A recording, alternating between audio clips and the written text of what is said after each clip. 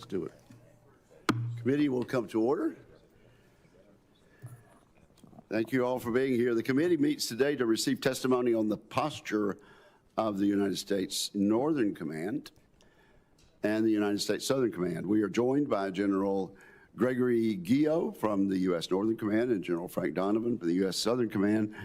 I want to thank our witnesses for appearing today and for their decades of service to our nation. Thank you, gentlemen. Protecting the homeland is the first and most important duty of the federal government. Without a credible and effective homeland defense, there can be no United States of America for our 250th anniversary. During the Cold War, the Soviet Union represented the only true threat to the United States homeland. Today, the threat environment is much more complicated. Both Russia and China possess a range of nuclear, conventional, space, and cyber capabilities that threaten the U.S. homeland. Iran and Sunni jihadis remain intent on carrying out terrorist attacks in America. Tehran and Pyongyang have conducted cyber attacks against our critical infrastructure, and cartels are using innovative methods to traffic drugs and humans across our borders. All these adversaries share a common goal: to reduce our influence in the Western Hemisphere and to harm Americans at home. To counter these threats, we need a coordinated homeland defense strategy. It must weave together conventional defenses and new partnerships with allies and partners in our region, and we certainly appreciate our allies and partners. We are poised to make great progress on Golden Dome and similar efforts to protect the homeland from incoming drone and missile threats. I enthusiastically support these efforts. Golden Dome will reduce the threat posed by ballistic and cruise missiles from Russia, China, and North Korea. I look forward to hearing how General Guio is working with the Golden Dome team to make these defenses a reality. In particular, I'd like to learn how his coordination with the Joint Interagency Task Force 401 will help counter the threat of small drones. Also apply Northcom's professionalism in support of the Department of Homeland Security. This has helped reinforce our border and helped stop virtually all illegal immigration, a singular achievement. We know that homeland defense does not stop at our border with Mexico. More than 100,000 Americans are killed annually in drug-related deaths. These immense and tragic losses come at the hands of South American cartels. Cartels contribute to violence, undermine regional stability, and are linked to human trafficking, weapons smuggling, and financial crime. I commend Southcom for its execution of Operation Southern Spear, which is helping to stop narco-terrorists from bringing drugs to our shores. It is also deterring future traffickers from attempting the same. I hope General Donovan can expand on the department's efforts to coordinate more closely with our Central and South American partners to fight back against cartels. China, Russia, and Iran all target the Western Hemisphere in their influence operations. Xi Jinping seeks to control telecommunication systems, critical infrastructure, such as the Panama Canal, and major deepwater ports such as Shanghai in Peru. China has also expanded defense cooperation across South America through arms sales, police training, and space and cyber partnerships. Likewise, Russia is selling arms, providing military advisors, and expanding intelligence cooperation to South American nations. In exchange, it gets permission to deploy Russian military aircraft and naval vessels to the region. Together, China and Russia exploit local corruption and partner with hostile authoritarian regimes like Cuba and Nicaragua. They build influence and gain political leverage to target the United States close to home. We must resist these malign influence campaigns in our neighborhood, and that's what we're about today. I'd like to hear General Donovan's ideas about how we could do so, especially through increased coordination with the Economic Defense Unit, Intelligence Community, and the Office of Strategic Capital. So expect that question. I hope the Trump administration I commend the Trump administration for the decisive action it has taken to reassert U.S. interest near the homeland, including the capture of Venezuelan President Nicolas Maduro and his wife, Celia Flores. I strongly support the more aggressive counter-drug strategy. This must emphasize border security, cripple the cartels, and expand security partnerships with Latin American countries in order to eliminate safe havens for the illicit networks that plague our hemisphere. So thank you, gentlemen, for being here, and I now recognize my friend and colleague, the ranking member, Senator Reid. Thank you very much, Mr. Chairman, and General Donovan, General Guio, thank you very much for being here this morning and for your leadership, and please pass our commendations on to the men and women you lead. Thank you very much. General Guio, Northern Command has been at the center of several significant and at times controversial domestic operations over the past year. Thousands of National Guard and active duty troops have been deployed to Washington, D.C., Los Angeles, Chicago, and Portland over the objections of the respective governors and mayors. Multiple federal courts have ruled against these deployments, and the Supreme Court itself has acted to limit the use of federalized National Guard forces. I want to be clear, the safety of our local communities is of the utmost importance, but the legal and constitutional framework that governs our military must not be eroded. Our nation has clear, long-standing laws to enforce the boundary between military and civilian law enforcement, and the boundary exists for reasons deeply rooted in our democratic traditions. General Guio, I would like to know what guardrails you have in place to ensure compliance with these laws and an update on the financial and readiness cost from the missions to date on your command. Additionally, I would appreciate an update on the use of multiple Department of Defense developed high-energy laser systems at the southwest border. I understand that these military systems were used despite explicit objections from the FAA, which warned that the technology poses a, quote, grave risk of fatalities or permanent injuries to civilian aircraft and pilots. The shutdown of the airspace over El Paso raises serious questions about the legal authorities, the coordination process among federal agencies, and the standards governing the transfer and use of such weapon systems. Finally, on the subject of Homeland missile defense and the proposed Golden Dome program, I would emphasize that this committee is supportive of robust Homeland defense. We recognize the urgency that recent drone incursions and our adversaries' advanced missile capabilities create for the Northcom. General Guio, I would appreciate our assessment of the Golden Dome's projected cost beyond the 2028 timeframe and its technical realism with respect of such systems such as space-based interceptors. In particular, I'd like to know how it fits within the broader architecture of deterrence, including its potential effects on strategic stability with Russia and China. General Donovan, the scope of military activity in Southern Command has expanded dramatically over the past year. The deployment of thousands of military personnel and hundreds of ships and aircraft into your area of responsibility represents an extraordinary expansion of American military force in the Western Hemisphere. In January, that buildup culminated in the raid to capture former Venezuelan President Nicolas Maduro. The operation itself was a testament to the skill and courage of American service members, and every member of this committee joins in recognizing their incredible service. But military excellence does not resolve the strategic and political questions that must follow.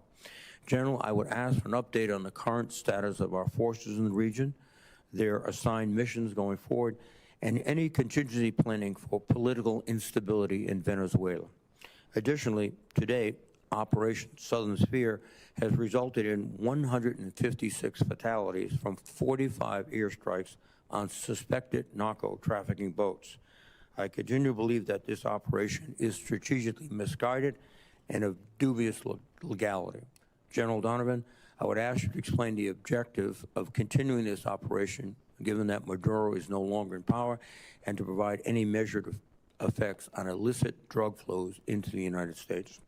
Finally, I would like to understand what operations, if any, are being planned or contemplated in or around Cuba, both military and humanitarian, and what objectives your command is pursuing in this area.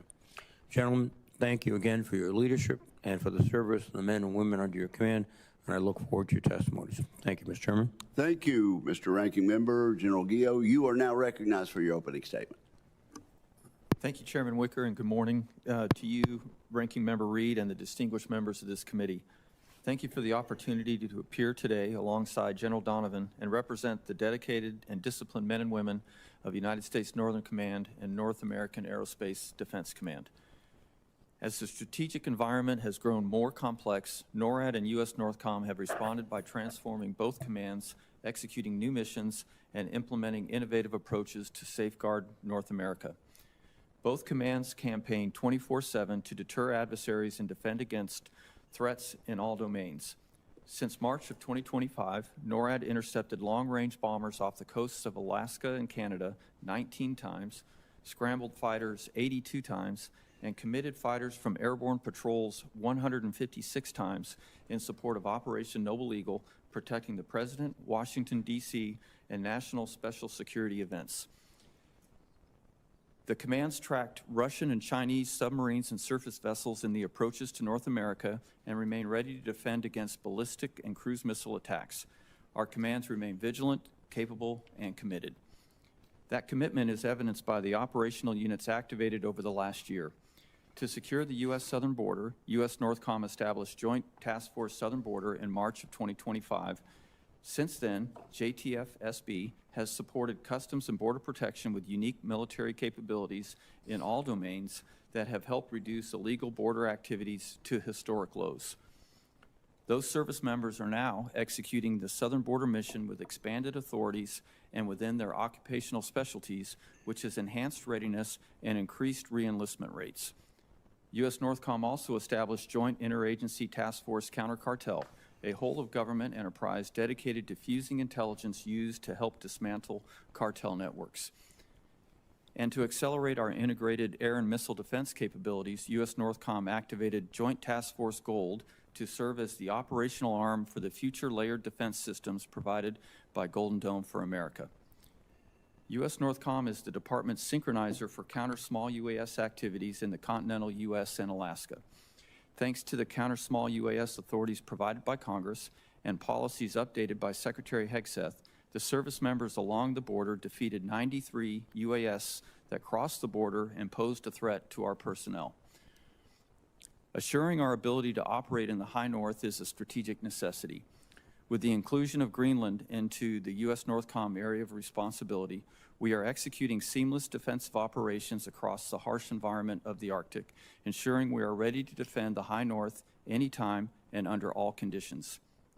Domestically, U.S. Northcom's mission to provide defense support to civil authorities remains a critical responsibility, and we stand ready to support lead federal agencies during natural disasters and key events, including America's 250 celebrations and World Cup 2026, co-hosted by Canada, Mexico, and the United States. All NORAD and Northcom missions are reinforced by partnerships. From our unique binational relationship with Canada through NORAD, our close cooperation with Mexico, the Bahamas, and now Denmark and Greenland, trusted relationships are a cornerstone of regional security and homeland defense. The men and women of U.S. Northcom and NORAD have embraced these new challenges and are unwavering in their no-fail mission. The disciplined defense of our homelands in all domains from all avenues of approach against all those who intend us harm. We appreciate the steadfast support of the committee, and I look forward to answering your questions today. We have the watch. Thank you very much. General Donovan. Chairman Wicker, Ranking Member Reid, and distinguished members of the committee, thank you for the opportunity to discuss the posture of United States Southern Command. I'd like to thank the members of this committee for their trust and confidence you have placed in me to lead this organization at such a critical moment. On behalf of the men and women of Southcom, Sergeant Major Rodriguez and I appreciate your continued support. I'm joined today by my good friend, General Greg Guio. We are aligned with the department's focus on the Western Hemisphere. We are dedicated to rebuilding U.S. leadership and presence in this critical part of the world. Let me begin by saying I've learned a lot in the past 42 days about the dynamic region I'm responsible for and the incredible organization I am now leading. As this committee knows, last year was a pivotal moment in Southcom's history. the command responsible for multiple priority missions and operations, each with enormous national security implications. The Southcom team rose to the challenge while remaining true to its legacy of partnering and collaboration. I want to specifically thank the leaders of Joint Task Force Southern Spear. This is Southcom's warfighting headquarters, who are leading our efforts against drug cartels and terrorist networks with incredible levels of professionalism and precision. Now we are ready to evolve for the future.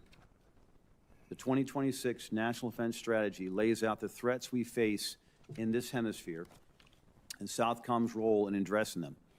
In response, I've developed 4 imperatives. First, Southcom strengthens hemispheric command and control by redesigning and building the Southcom headquarters for strategic level operations at range, speed, and scale. Second, Southcom imposes total systemic friction on drug cartels and terrorist networks.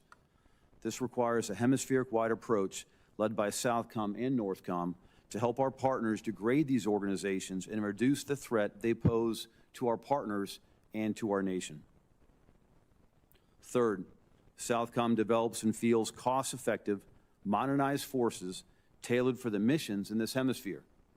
These forces fully maximize operational maneuver, autonomous systems, and human-machine teaming to greatly increase lethality, all-domain awareness, and most importantly, data sharing for U.S. and partner forces.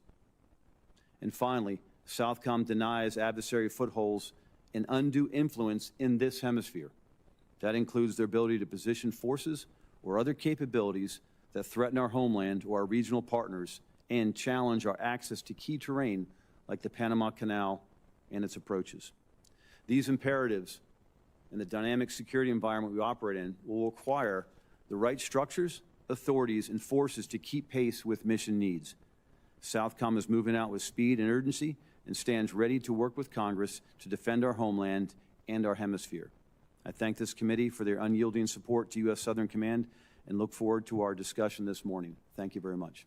Well, thank you, gentlemen. And without objection, the entire statement of General Guio, the entire prepared statement of General Guio, consisting of 21 pages, provided to us in advance, and the entire statement of General Donovan, again, provided to us in advance, consisting of 11 pages, will be added into the record at this point without objection. Okay. Well, General Donovan, tell us how the Maduro effort, the removal of him and the installation of his vice president has affected our interests in the area. Mr. Chairman, soon after assuming command of Southcom, I was directed to take a trip to Venezuela, to Caracas, and meet with the current leadership of the Venezuelan government. And I will pause just for a second to highlight. Whom did you meet? We met Delcy Rodriguez. Okay. And a number of her senior generals, the top 4, Mr. Chairman, that we speak of. But I will highlight for 1 second the incredible work Ambassador, or now Charge d'Affaires Doe, is doing down there as our representative with a small team of 10 diplomats. The work they're doing with the Venezuelan government is staggering. And is a charge as high as we'll get down there? Chairman, I hope eventually we have an ambassador one day, and she was just recognized on the 5th of March as an official charge. And we raised the flag over the embassy the first time in, I think, 9 years. So a good moment. But we got a chance to meet with the government there, highlight our concerns that had developed over time since the Maduro event. It was 46 days since that event, so it was a pretty remarkable setting. And we laid out what our concerns were, and since then, those actions have all been acted on by that government. In a positive way that met with your approval? Yes, Mr. Chairman. And I think in a classified setting, one specific action against an actor we're very concerned about, aggressive action was taken. All right. We'll certainly have an opportunity to do that later on. Well, tell us then about coordination with the Economic Defense Unit, the intelligence community, and the Office of Strategic Capital. Can you enlarge on my statement about that? Chairman, yes, I can. As we look at all the tools available to Southcom, And really, our strength remains our ability to partner with these allies and partners. If you look at the recent America's Counter-Cartel coalition now that we've set up, that the Secretary has set up, and that we believe Southcom will take a key role in, we have more tools through OSC, through EDU to bring to bear. So you have the exercises, you have even foreign military sales, but we have 17, actually now with Chile, 18 key partners that have signed up to for the ACCC to be part of this now. And now we have more tools with the EU. Partner nations, Yes, sir. The partner nations that signed the agreement to be part of the Americas, without apostrophe, Counter-Cartel Coalition. And the EDU and OSC give us additional capabilities we haven't had in the past, specifically when we can counter other maligned actors like China directly with some economic incentives, Chairman. Is OAS being utilized to the extent that it could? Chairman, I'll put it this way. In 43 days, I have not contacted the OAS yet or really been fully involved. That is something I need to do, and I intend to pursue to ensure that we're fully aligned or they're full in support of the way forward. I think it's an opportunity that we ought to try to enlarge, and I say that for the benefit of my colleagues also. Let's see, General Guio, how are you working with the Golden Dome team to improve our defenses, and particularly I promised to ask you about Joint Interagency Task Force 401. Chairman, I'm working very closely with General Gutlein in his program office. In fact, the day after he was confirmed, he flew to Colorado Springs, where we outlined what I felt were the operational necessities for the Golden Dome. And then he agreed at that time that it, one, aligned with his approach, and two, that he felt he could build the architecture necessary to deliver that on time. And we also brought General Stephen Whiting, who is the commander of U.S. Space Command, who's was in Colorado Springs, and he was in on the meeting too. And so the three of us left fully aligned. Since then, as he's worked with industry and developed this architecture, anytime he finds something that either the technology isn't there yet or maybe the cost is too high, he comes back to me and explains his adjustment, and it confirms that it still meets our operational needs. I also gave him a general officer that is working as a liaison in his office to ensure that there's no separation between the operational requirements and his development of the architecture. So in short, I think it's a very tight relationship. I'm very encouraged by it, and I think that we will be able to demonstrate the capabilities that have been advertised on or ahead of schedule. Mr. Reid is now recognized. Thank you very much, Mr. Chairman. General Donovan, the lethal bolt strikes that are being conducted in your AOR are based on a still secret directive signed by the President ordering the Pentagon to conduct maritime strikes on these alleged drug trafficking boats. And the affiliation is with organizations that are still secret, have not been revealed to the public yet. Those operations have been going on for over 6 months, and as I indicated, there are 157 killed in action or killed personnel. When you came before the committee, you indicated that you would check each one of these operations. Have you been able to do that, and what conclusions have you reached? Ranking Member, before assuming command on 5 February, I actually took a number of steps. I'd like to highlight them, if I could. First one is I read all the legal opinions tied to these operations. Next, I read every single execute order Southcom's been given since well prior to Southern Spear to ensure that I could link those together. So when I stepped into command, I could carry out those specific strikes, if required, and if they were part of the tactical solution. Well, thank you, General. What is the metrics of success in this operation? Is it the reduction of drugs entering the United States, and by how much? Are there metrics involved?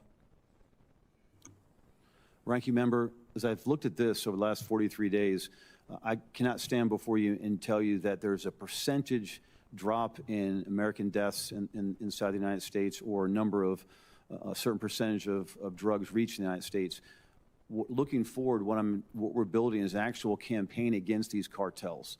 that will actually look at really more systemically across the board from point of production to point of delivery up in the plazas, and looking at it more holistically. And really what I'm planning on applying is total systemic friction on these networks. And I believe these kinetic strikes are just one small part of that. If you look at all the tools available, specifically the tools that will strengthen partners so they will have a better economic future in these towns, villages, cities where a lot of the production takes place, where these cartels and other nefarious actors like China can step in and influence. I believe that's the step in the measure of success, that those partner nations can actually create security environments where we start to stop this at the actual source itself. Can you indicate the chain of command above you? Who is immediately above you, then all the way up to the very top? The Secretary of the War to the President of the United States. And do you have contact with the White House directly through individuals in the White House? No, Ranking Member Reid. So you get all your orders from the Secretary of Defense? Those orders are from the Secretary of Defense, translated through the Joint Staff in the form of execute orders, which are the ones I referenced. I've read every single one. Thank you very much. General Guio, as I indicated in my opening statement, you have, at the orders of the President, deployed significant forces throughout the United States, and you've drawn, the action has drawn criticism by many governors, mayors, and also the courts. I'm really concerned, though, is looking beyond just what these deployments. The Secretary of Defense has set up a response force for the National Guard, quick reaction force for the National Guard, which mobilize within 24 hours and can be sent anywhere at the order of the President to, quote, quell civilian disturbances. All of that adds up to the obvious question, the concern that these forces could be used to interrupt the First Amendment rights of Americans, and particularly their right to vote. As you know, federal law explicitly bans the deployment of armed federal troops or any armed troops to polling places. Specifically, Section 18 U.S.C. Section 592 makes it a crime punishable by up to 5 years in prison to deploy federal, quote, troops or armed men, which I presumably would include ICE, to any location where voting is taking place or election is being held, unless such force be necessary to repel armed enemies of the United States, armed enemies of the United States. Other than that narrow legal exception that I just described, do you agree that it is illegal to deploy the armed forces to polling places? Senator, I am aware of the code, and I recognize that it is against the law, and I would not follow an unlawful order. And then thank you for noting the exception. Thank you very much, sir. With that, Mr. Chairman, I will yield my 6 seconds. Thank you, Mr. Ranking Member. Senator Fischer. Thank you, Mr. Chairman. General Guio, I've appreciated our conversations over the years about the increasingly complex and diverse threats that we face to our homeland. You are always insistent that improving domain awareness is foundational to protecting the homeland because, after all, we cannot shoot what we cannot see. How are you seeing our ability to detect and characterize threats earlier improve? Senator, thank you for your support in those efforts. I am seeing immediate improvement. We can see at longer ranges with more fidelity, and also in a layered approach where one phenomena or one system is no longer responsible solely to detect. We have backup systems as well. And then I also note, because of the partnership with the Golden Dome for America Program Office, many of the domain awareness systems that we need for improved NORAD and Northcom detection also serve the purpose of Golden Dome, and so we're really getting 2 or 3 for 1 with many of these systems that are either in development now or being implemented now, or will be implemented in the near future. Yeah, I really appreciated your comments about working with General Gutlein on Golden Dome and how you are working together to make sure, first of all, that we have what we need in order to protect this homeland, and the collaboration there will hopefully hold down expenses as well as you each bring forth ideas that are necessary. So I really appreciate your comments there. As we're looking to improve on the threats, do you have anything specific you could say in this setting on what you think needs to be improved? Senator, I'd like to see continued improvement in the persistence of our ability to detect and track adversaries from seabed all the way to space. As I mentioned, it's a layered approach, and I have confidence in all of the layers, but as the adversary grows capability, we need to see them further away from our continent than we have in the past, and so I'd like to see incremental improvement in reaching out further from our shores to ensure that we stay ahead of the adversary as they improve their capabilities. Thank you. Turning to your role as the NORAD commander, how are the U.S. and Canadian militaries deepening their military partnership in the face of greater threats? Senator, at the mill-to-mill level, we're working very closely together as we have since 1958 when NORAD was established with Canadians and U.S. members side by side in headquarters and out in the field. Most recently, you may have seen that a combined force of NORAD fighters and tankers, both U.S. and Canadian, intercepted Russian aircraft north of Alaska that went from the Alaska natives into the Canadian natives and then back across. And because of the seamless approach that we have from the headquarters on down to units, that is fully integrated on the same data links, the same mission planning systems, using the same refueling tankers, operating sometimes from the same base. It's an incredibly tight and I think inseparable relationship that we have to defend North America. It sounds like you're evolving and adjusting the relationship to meet the new threats that are out there.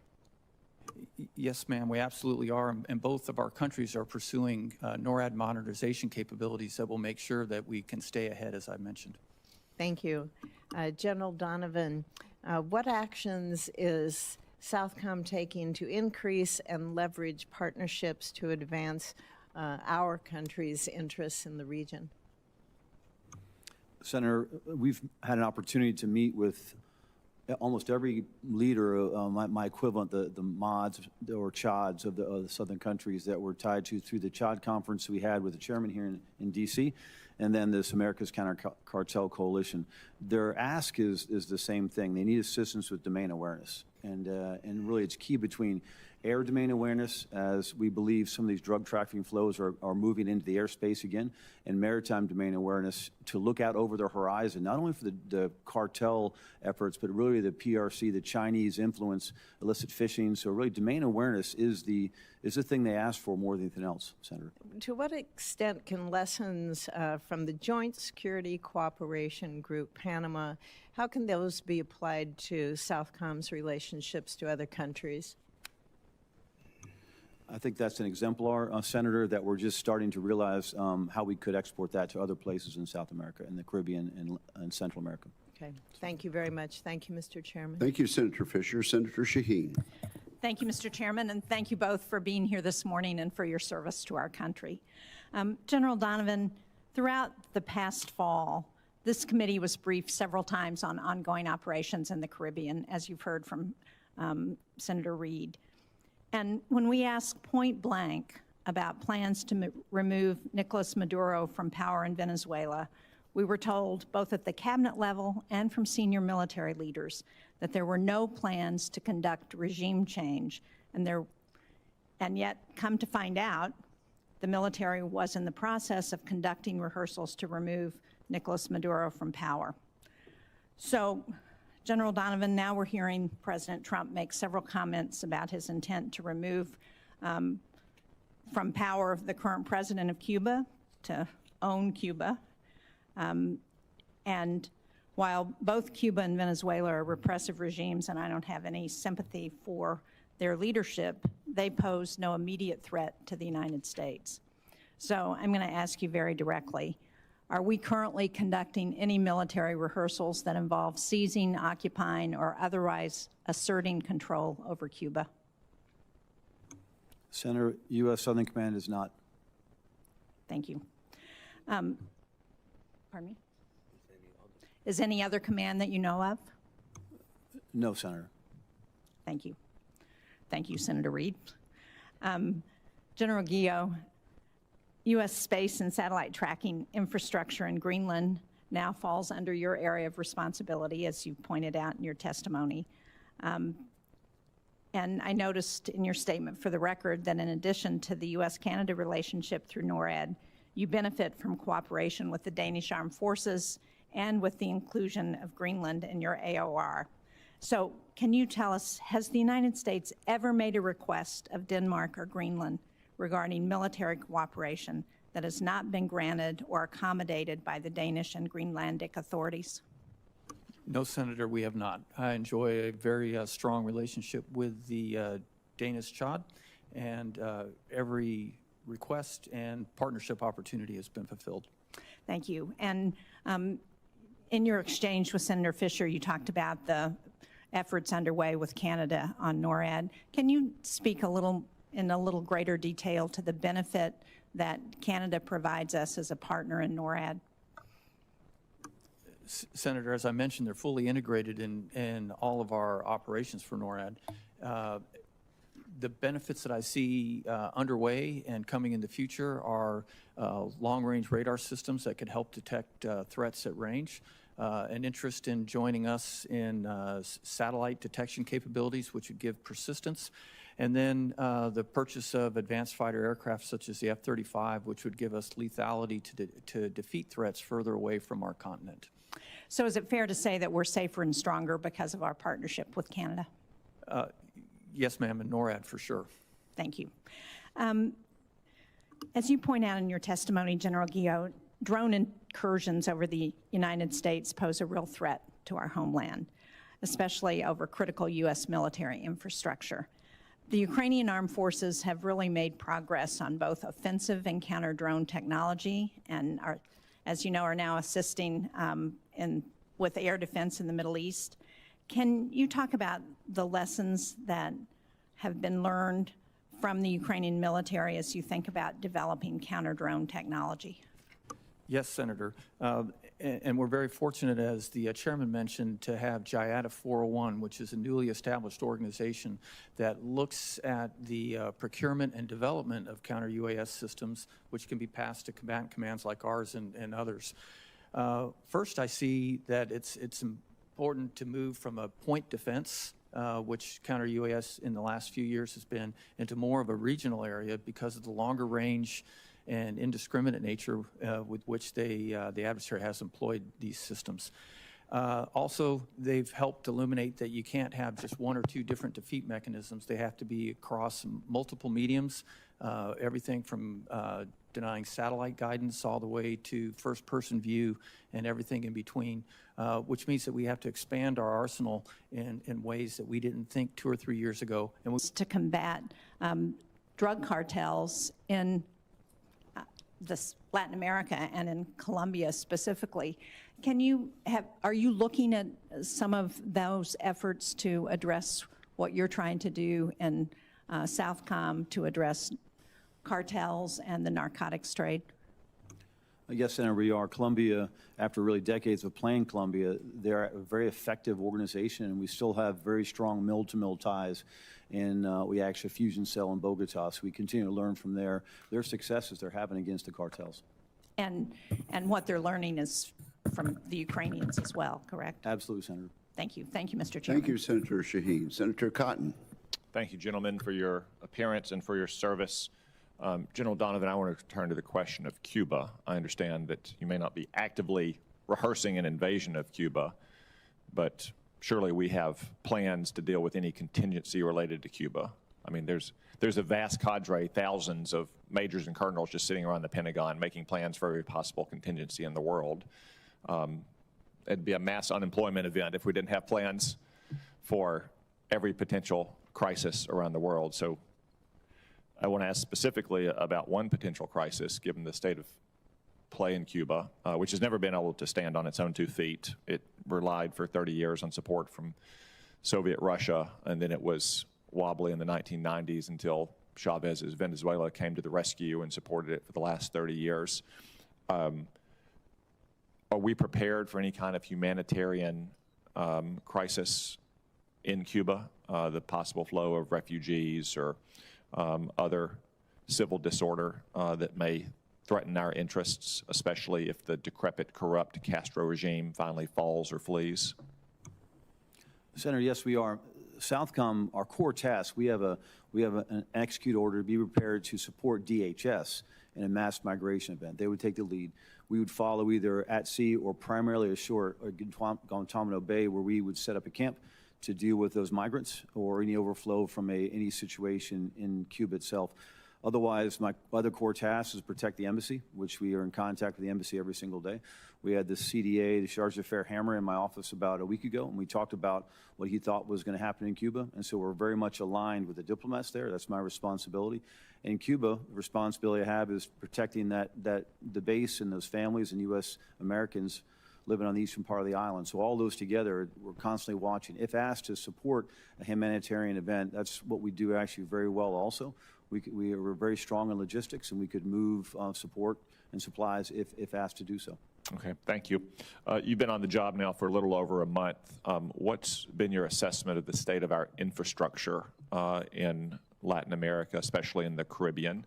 Does it need additional support, given the fact that Southcom is now a much more active combatant command than it has been in the past? Senator, in the last 43 days, I learned a lot about the budget at Southcom, and I've looked at the base and stations that we've had in the past, like Guantanamo Bay, and other locations that we're coming back to, like in Puerto Rico, then areas like Soto Cana, where we have a great relationship with the Hondurans. All in different degrees need a refresh. I'd like to pause for a minute on Guantanamo Bay. I think that is one of the more key locations we have, and it is, I won't pull any punches, it's in rough shape. Because of a hurricane damage, we're down to one working pier and one refueling pier. I believe that is a pivotal point for any operations in the Caribbean is Gitmo. And so right now we're working for opportunities and the funding and the resources. Is it MILCON? Is it other contingency funds to really figure out how to go to those key locations, and they become both not just logistics hubs but maneuver hubs as we look at going on a consistent counter-cartel campaign and or better partners and use those hubs of partnership, like we mentioned before, how to export some of the good things we're doing in Panama. Okay, and I trust that your budget request will reflect the needs for those infrastructure upgrades, especially at Guantanamo Bay.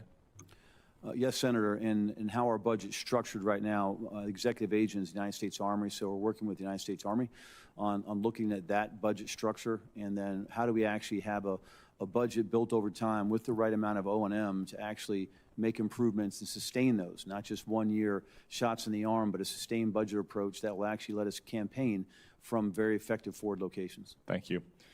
I think your appointment reflects in part that Southern Command is a combatant command, not a training command, and certainly not a diplomatic command, and I think the budget needs to reflect that as well. General Guio, as the commander of NORAD, one of your central missions is the defense of American and Canadian airspace.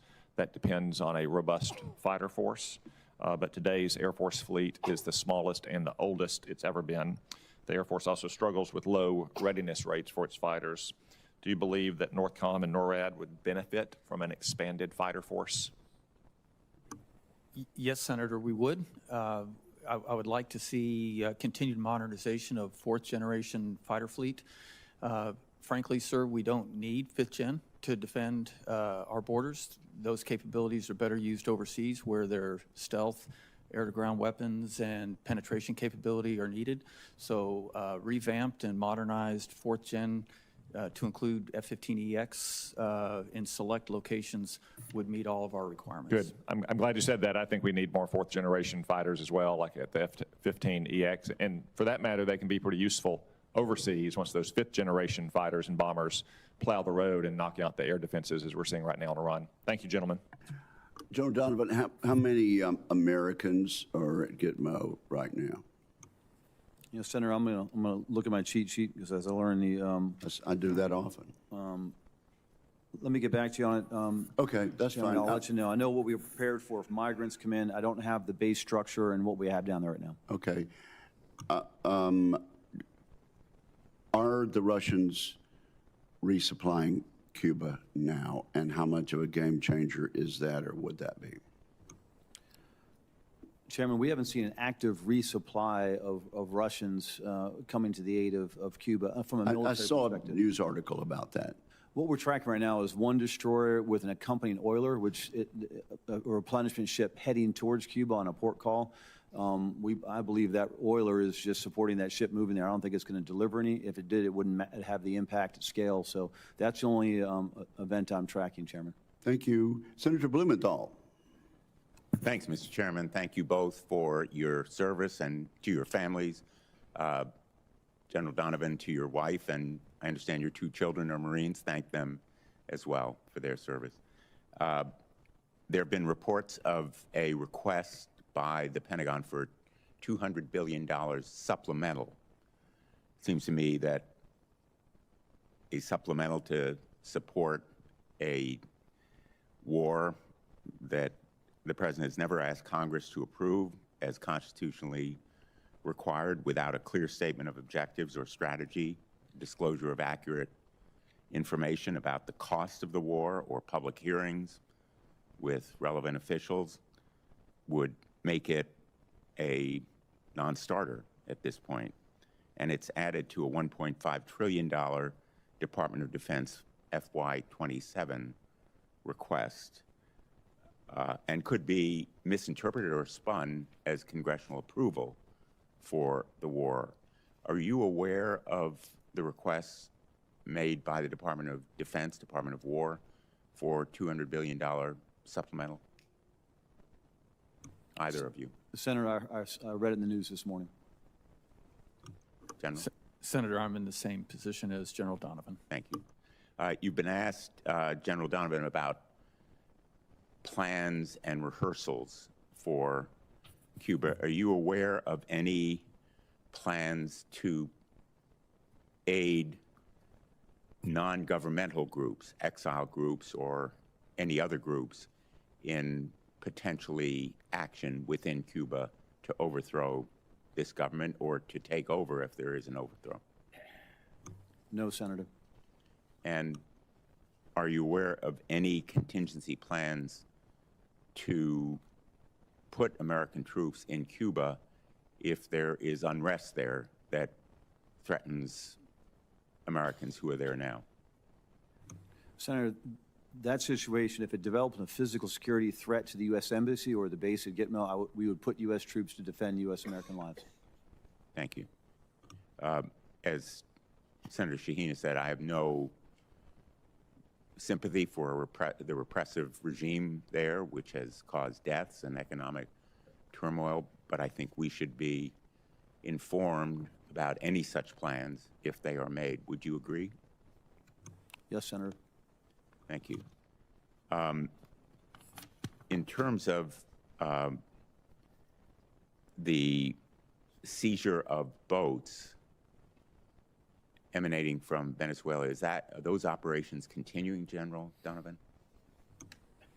Senator, Southern Command continues to track the dark fleet. Those vessels have been designated carrying illicit oil from or to Venezuela. We continue to track those. Right now, all in our AOR are actually in port or not transiting.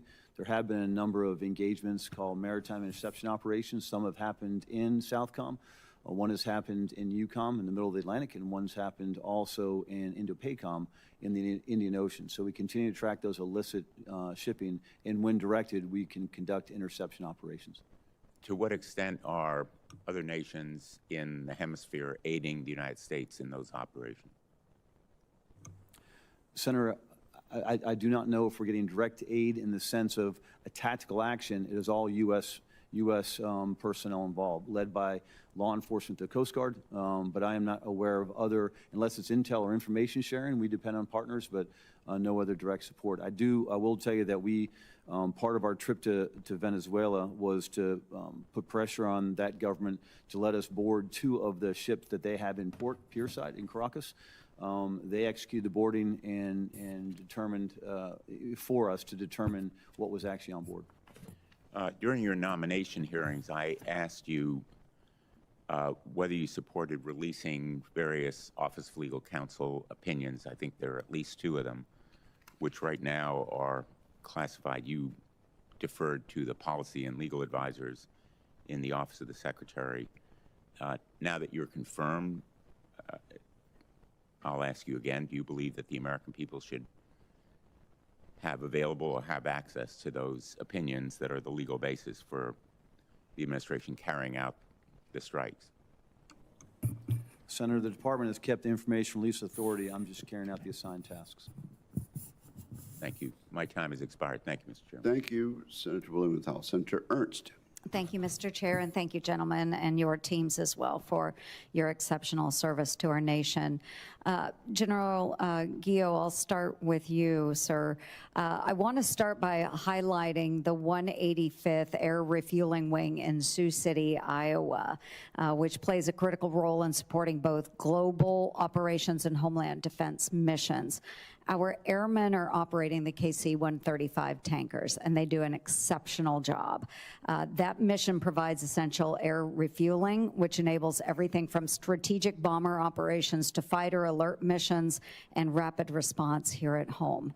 This capability is essential to projecting power abroad while also supporting Northcom's homeland defense function.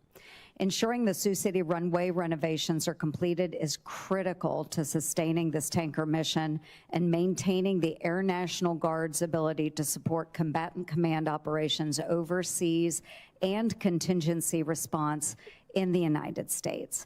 So, sir, can you speak to the operational importance of maintaining strong aerial refueling capabilities in the nation's interior, and how critical it is to maintain infrastructure like the Sioux City runway to ensure those missions continue to support both homeland defense and global force projection?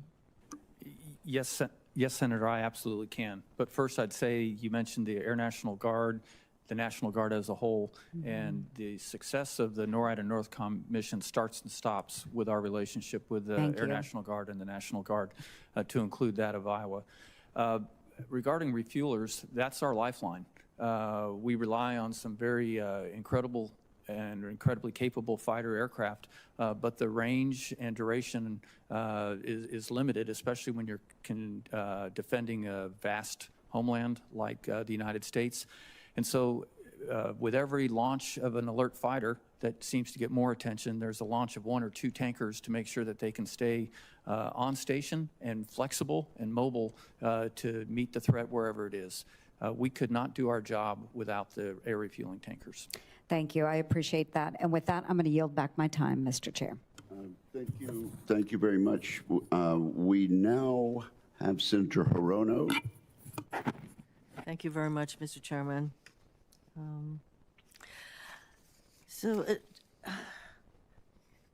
picture that is being painted with regard to our ability to engage in any kind of an operation in Cuba, the picture that is being painted, in spite of assurances that there are no ongoing preparations to do anything particularly militarily, but the picture I have is that I'm getting is that it would not take very long for us to be able to respond in some fashion. If the president said we are going to go and we should seize Cuba, wouldn't we be able to execute on that in a pretty expeditious way?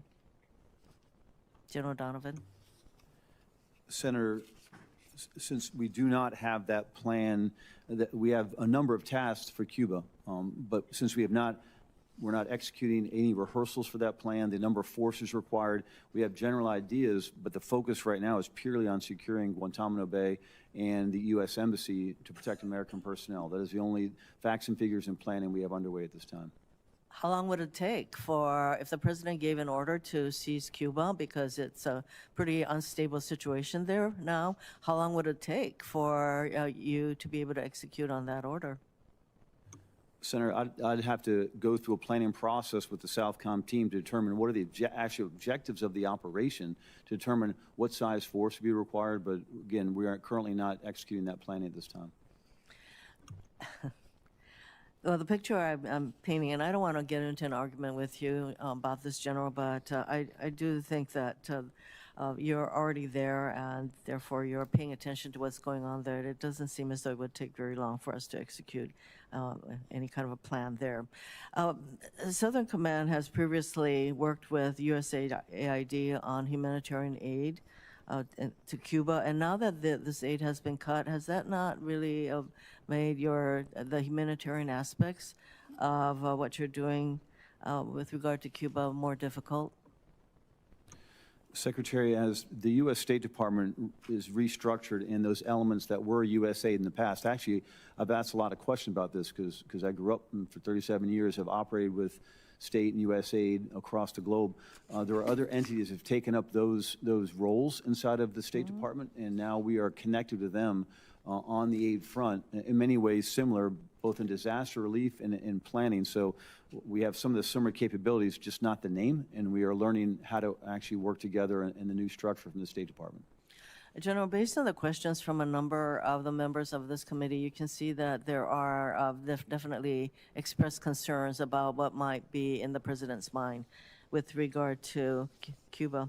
General Guio, I know you are working closely with General Gerline, I don't know if I'm pronouncing that correctly, on Golden Dome. And as you know, Hawaii is unique for purposes of missile defense with you and Admiral Paparo sharing responsibilities based on the kind of threat being posed in terms of our need for missile defense. So General Gerline previously committed to me that defense of Hawaii will be included as part of Golden Dome mission, missile defense, architecture, and I just want to get that kind of commitment from you.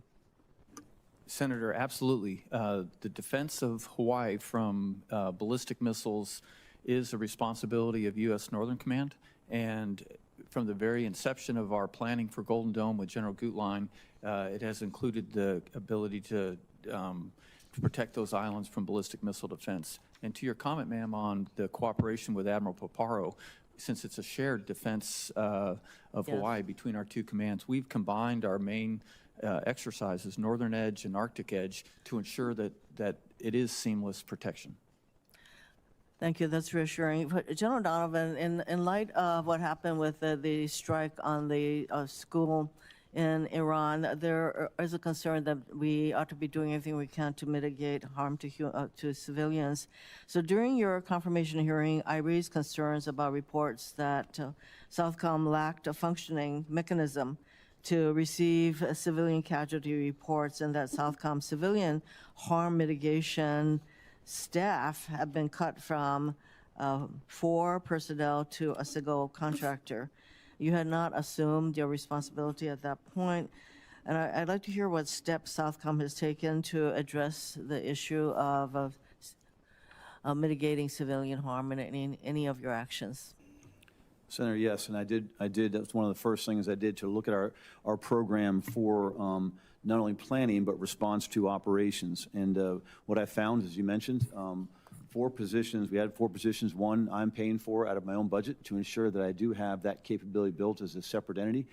Moved the other capabilities into our J3 fires and kinetic effects, so they're part of the planning cell and part of the any investigations post. I take it that you are increasing your capacity to be able to mitigate civilian harm. Yes, Senator.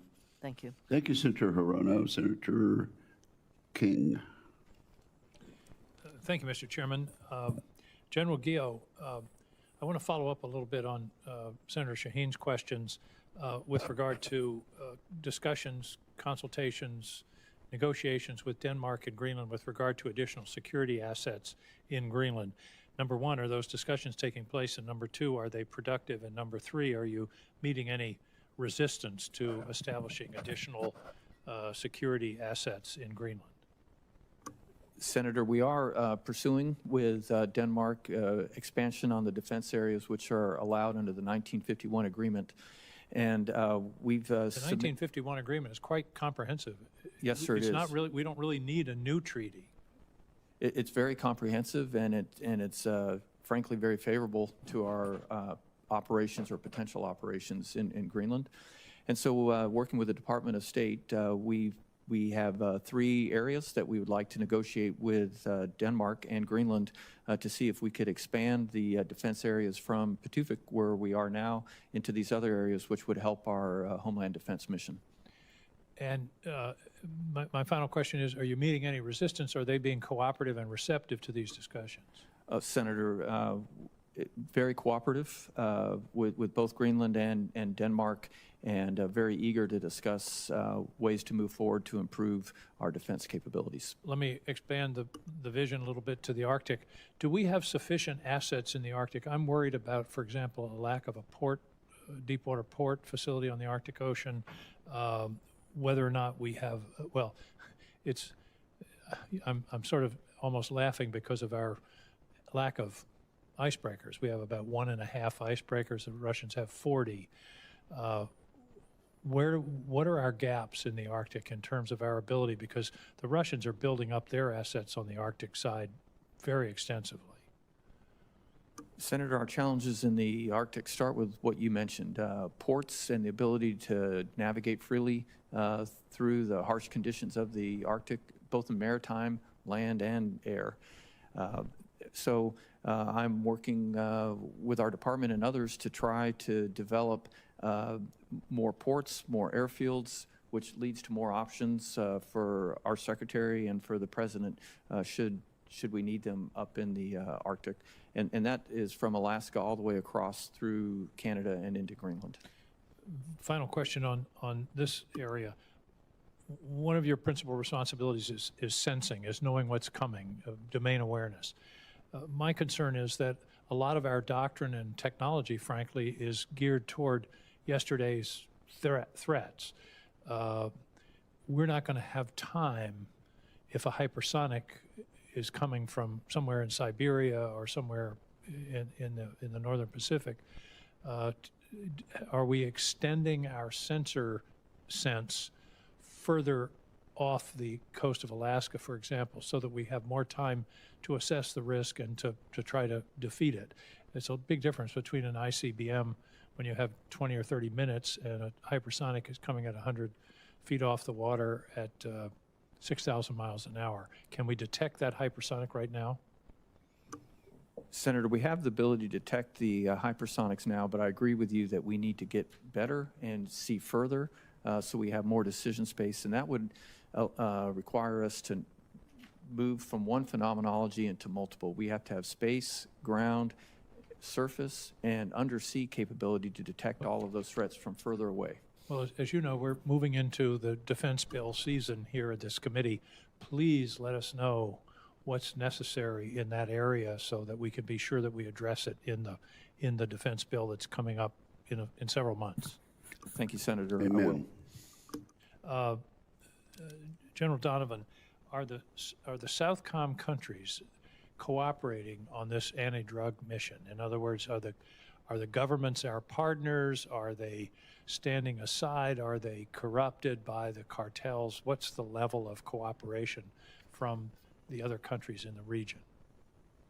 Senator, obviously on the surface, the recent announcement at our headquarters, the America's Counter-Cartel Coalition, we have 18 signing members that do want to get at these problems, that all with different degrees of capabilities, whether that's a functional military, a police capability, or even a legal system that will actually support getting at these problem sets. So really that's the goal of the coalition, is to determine how best to help each of those partners actually find the way forward to counter in their location, and then the U.S. would play the role maybe as a synchronizer or bring in the capabilities to enhance their their capabilities, and each have different degrees. But do they have the will? That's the real question. I guess it varies.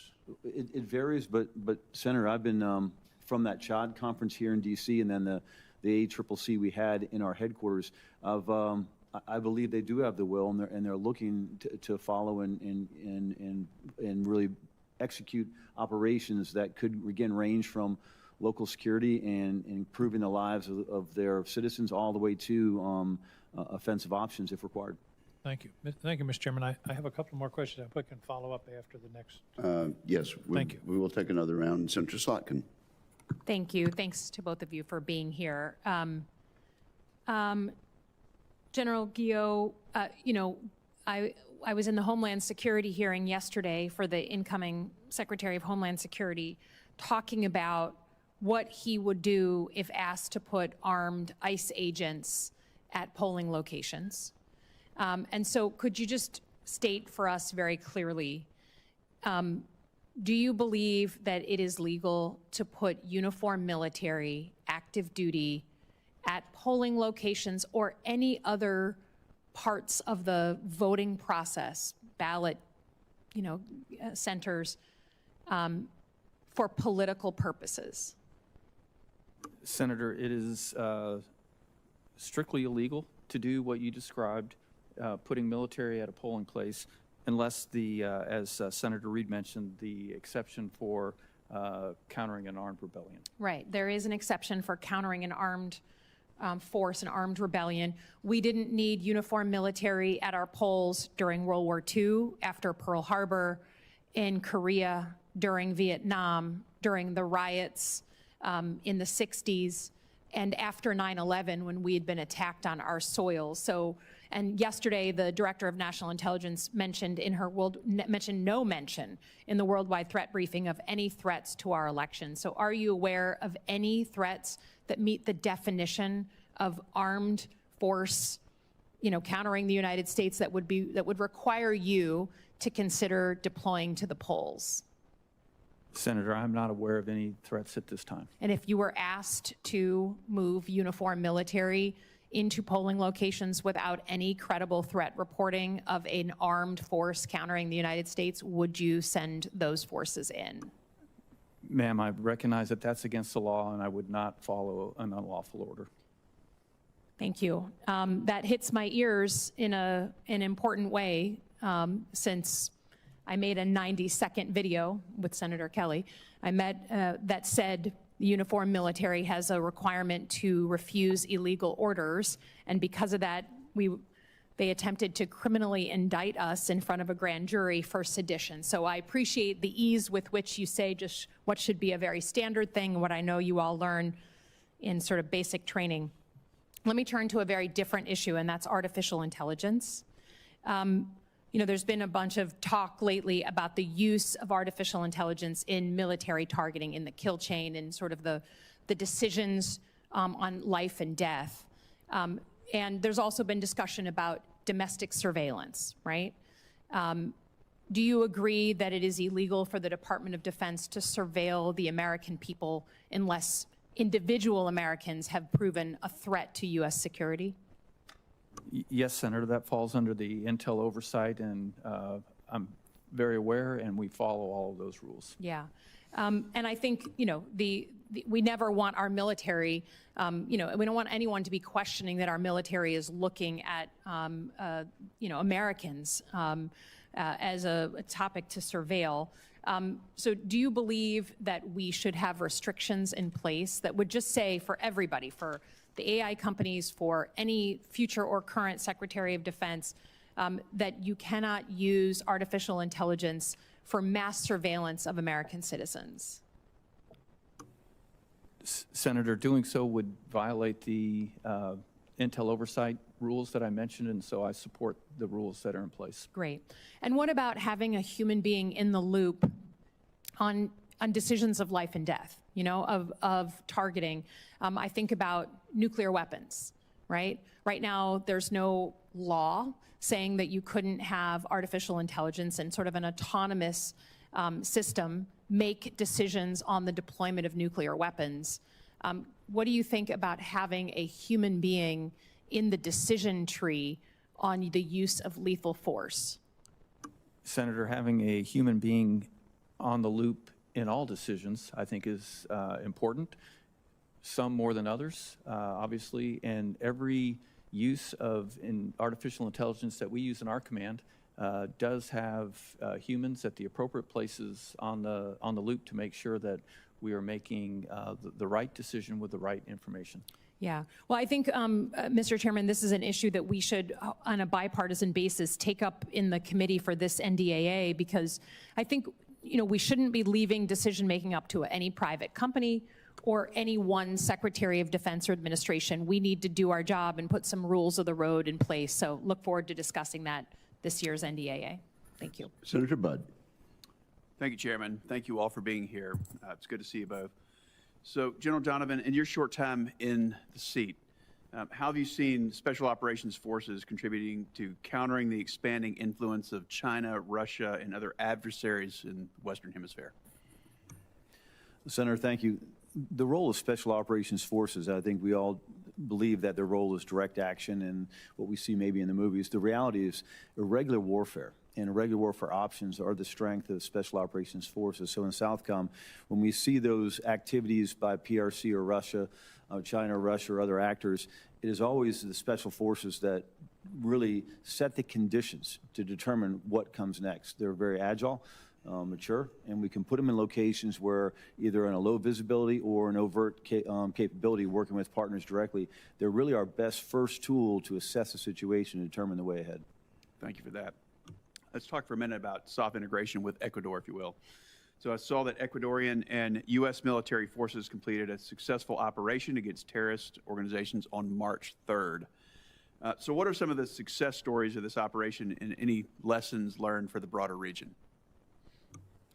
Senator, hopefully in the closed session I can provide additional details, but the success is that from a phone call between President Noboa and President Trump to moving forces very quickly to partner with our Ecuadorian forces, it was a very short timeline. Now, that was based on years investment over time of Ecuadorian partnership at different types of training events, but the fact that the Special Operations Forces, including both ground forces and air forces, could quickly plan with the Ecuadorians to ensure that any use of force fell within our requirements.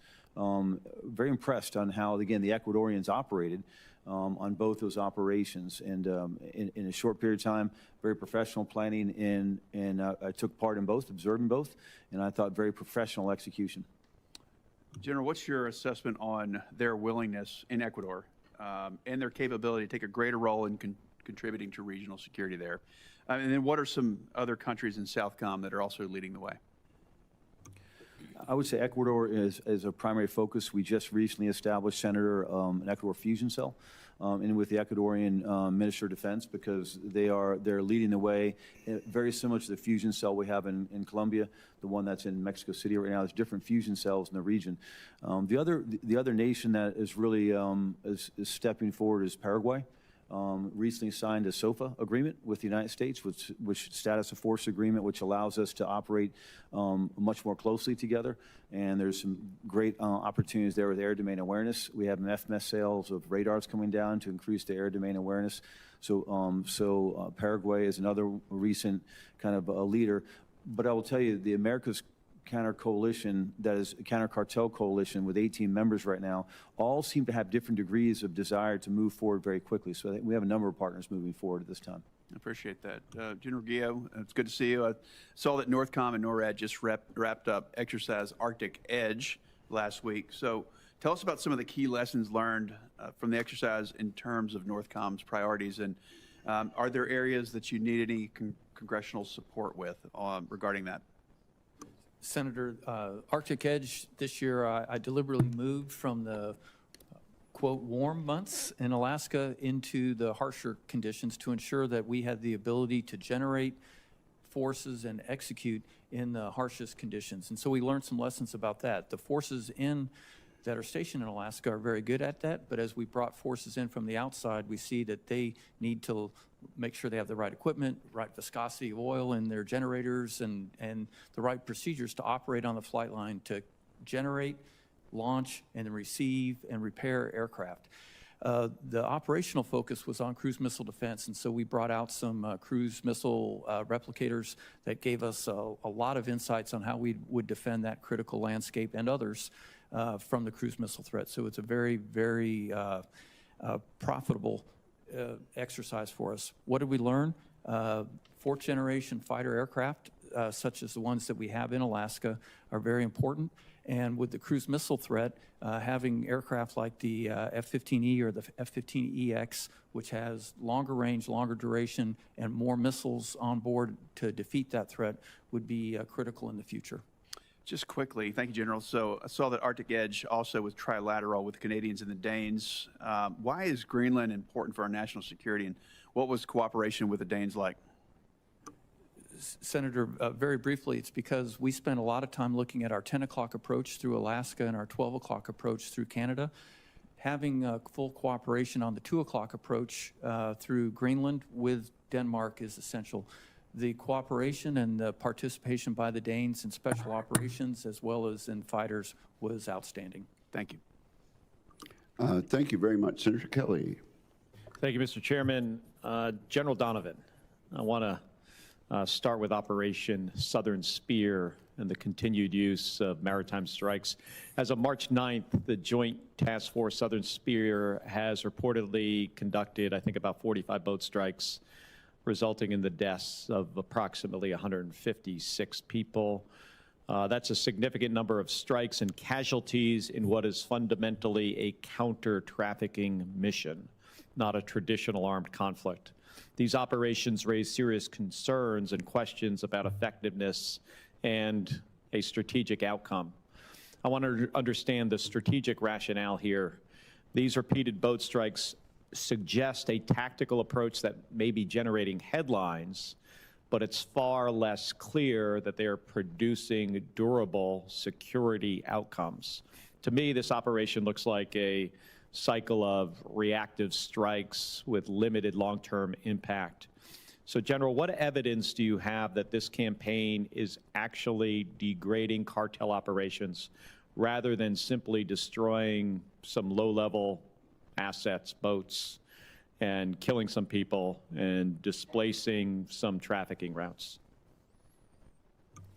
Senator, in the last 43 days, I've looked directly at that. I couldn't provide you, say, measures of effectiveness of the current effort, but I will share with you that what I've seen, the reports I've read, talking to partner nations, primarily partner nations that had this exact same conversation. We've seen changes in the narco-traffickers' patterns. And in the closed setting, I'd like to provide some more details specifically on that. But I will, looking forward, Senator, the boat strikes aren't the answer. What we're moving for right now is and might be an extension of Southern Spear, but really a counter-cartel campaign process that puts total systemic friction across this network, the number of networks. We know there's a number of cartels involved on 4 or 5 different land and sea routes, but putting total systemic friction from point of production to point of delivery, which would be in the plazas. Putting that together, I believe that actually kinetic strikes will be one of the many tools and probably not the most effective tool when we actually look at it as more of a campaign approach. Yeah, I agree. You said it's not the answer. It's not an effective tool. And it's hard to find a measure of effectiveness here. I get the systemic friction thing, but consider for a second, General, we moved a battle group halfway across the planet to do this and then had to move it back for the war in Iran. So I am, concerned about a strategic goal here and having the intended effect of reducing the inflow of drugs into our country, especially when you consider that the thing where the most significant downside for the American people is fentanyl, and that mostly comes through the southern borders, the land borders. And if we would put those kind of resources, when you think about what it takes to have a battle group there on station, multiple ships, burning a lot of fuel, crew members, and if you put that kind of resource towards dealing with the fentanyl problem at the ports of entry, I think that would have a greater strategic impact. on the overall problem. Yeah, I got about a minute and 15 left. General Guio, in your written testimony, you stated that Iran's military capability has been severely degraded by the strikes executed during Midnight Hammer and Epic Fury, but that Iran seems to retain some capacity to direct reprisal attacks on the homeland through asymmetric means. So how has the war in Iran altered the overall threat landscape to the homeland, specifically as a degradation of Iran's conventional warfare systems increased the likelihood of harder to detect asymmetric attacks like cyber and the potential for homegrown violent extremists? Senator, approaching the beginning of the operations, I was concerned about cyber attacks and espionage. I was worried about terrorism and lethal plots. And I was also very concerned about the missile capabilities, where they have a space launch vehicle with the capability and range and throw weight that could be turned into an ICBM and threaten us. Certainly the cyber attacks and the terrorism and lethal plot concerns remain, and I'm very hopeful that the strikes by CENTCOM will negate the ballistic missile threat, but we'll wait for the debrief to see if that's actually happened, but I'm very confident it will be. All right, let's follow up on this in the SCIF after this hearing. Yes, sir. All right, thank you. Very good. Then Senator Scott. Thank you, Chairman. Well, first off, thanks both of you for being here. Thanks for all the men and women that serve for both of you. My questions today are going to be for General Donovan. As you know, my state has a large Venezuelan American population, many of whom came here seeking freedom after witnessing the evils of Chavez and Maduro and his thugs firsthand. It's clear to everyone that Operation Absolute Resolve was a success thanks to our war fighters and the decisive leadership of the President and Secretary of War. Today, Maduro and his thugs are no longer wreaking havoc in our hemisphere and putting American lives at risk by sending deadly drugs into our country.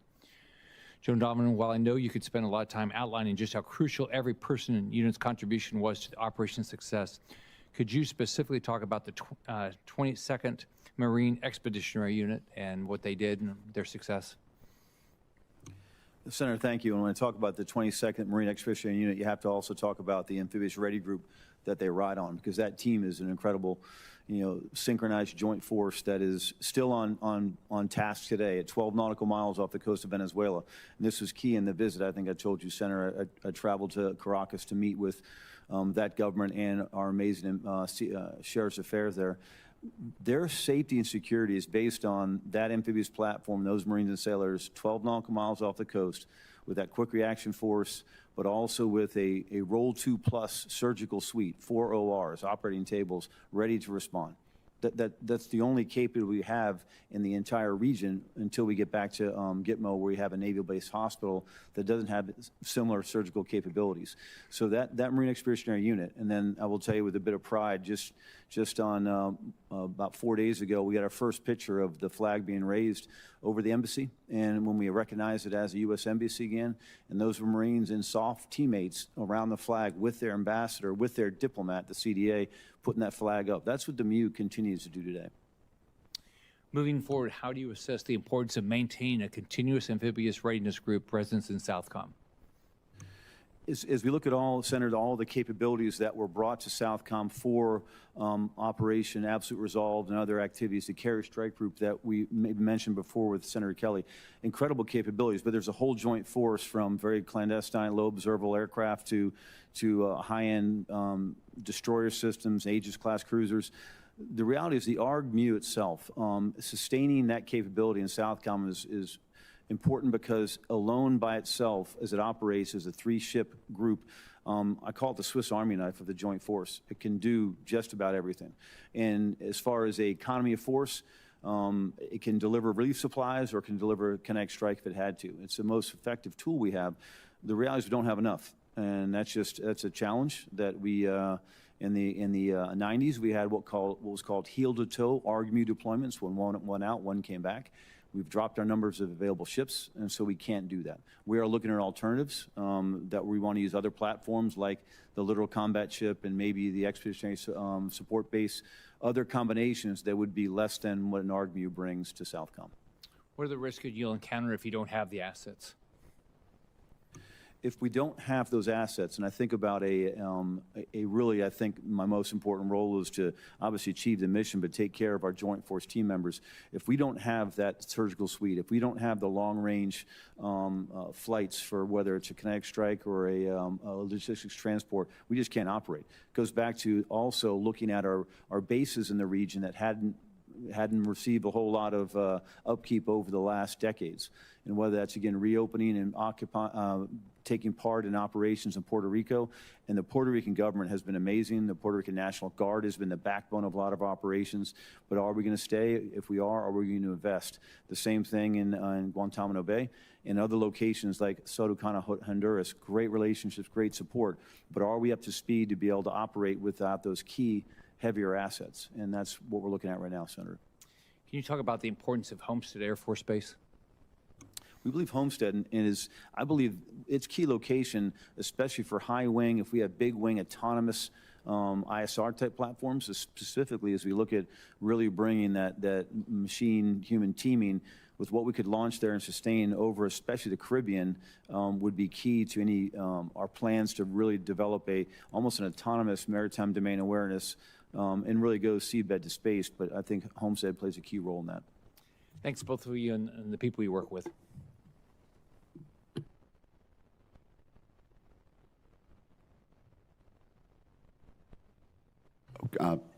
Thank you. Senator Gillibrand.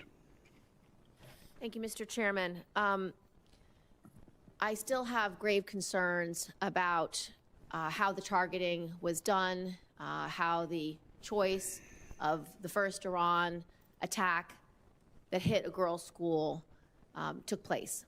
And we need to have a bipartisan hearing, discussion, and legislation about the use of AI, whether it's used, when it's used, how it's used. We don't have any details about that strike, whether AI was used in targeting. We obviously need to know that. But I'd like to learn from both of you, and I know that Senator Slotkin covered this, and you said that currently no AI is being used for domestic surveillance, and you said that AI is not using in decision-making for a kinetic attack.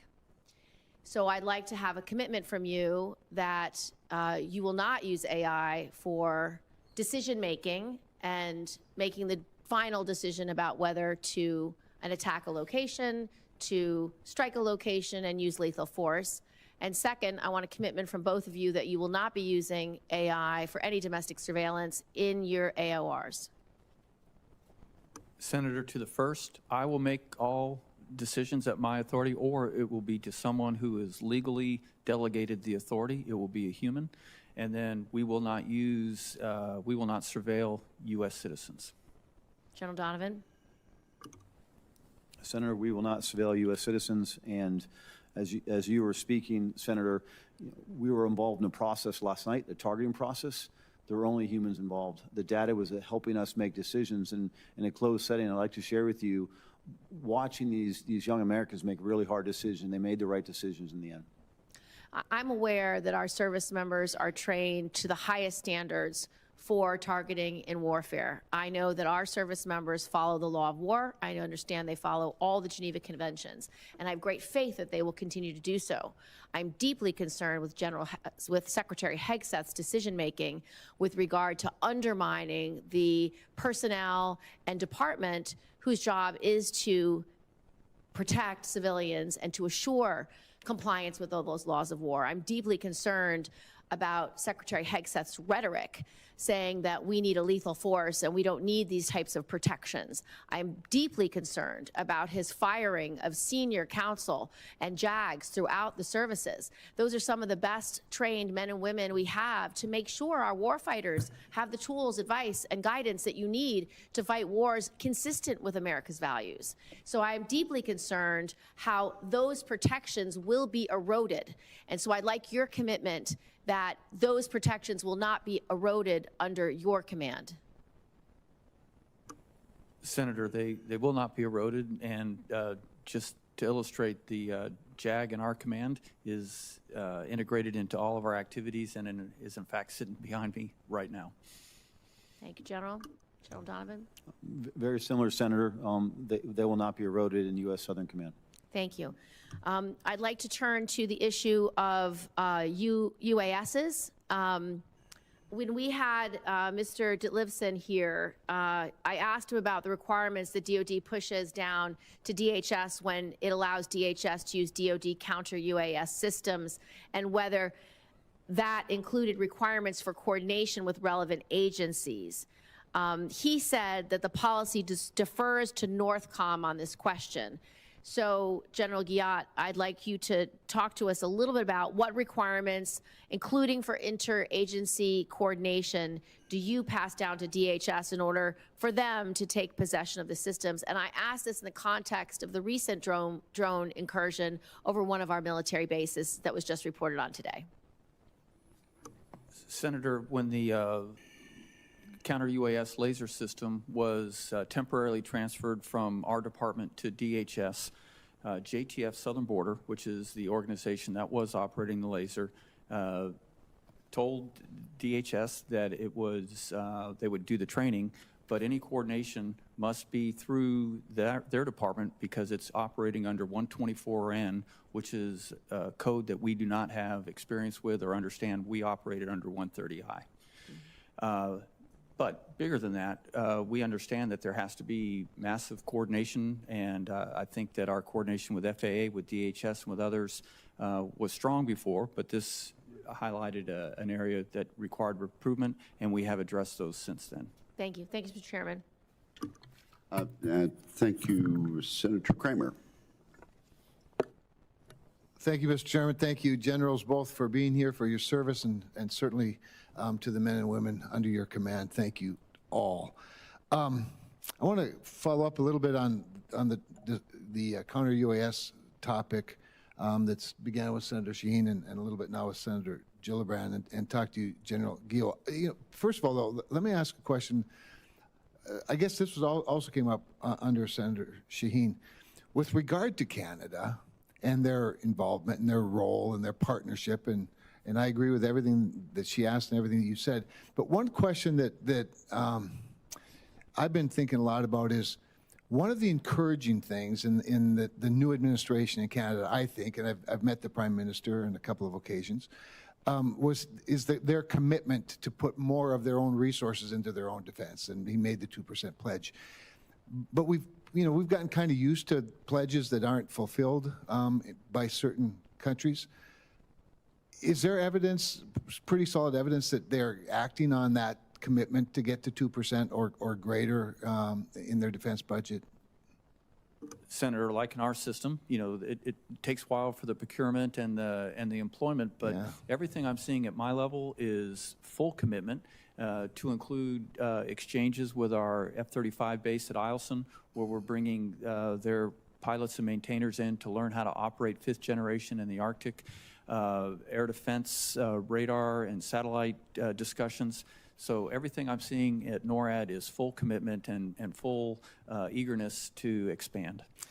I appreciate that validation. It's my observation as well, but I don't see it as closely as you do, so that's very encouraging. So thank you for that, and I think it's important for us all to take note of that, that commitment.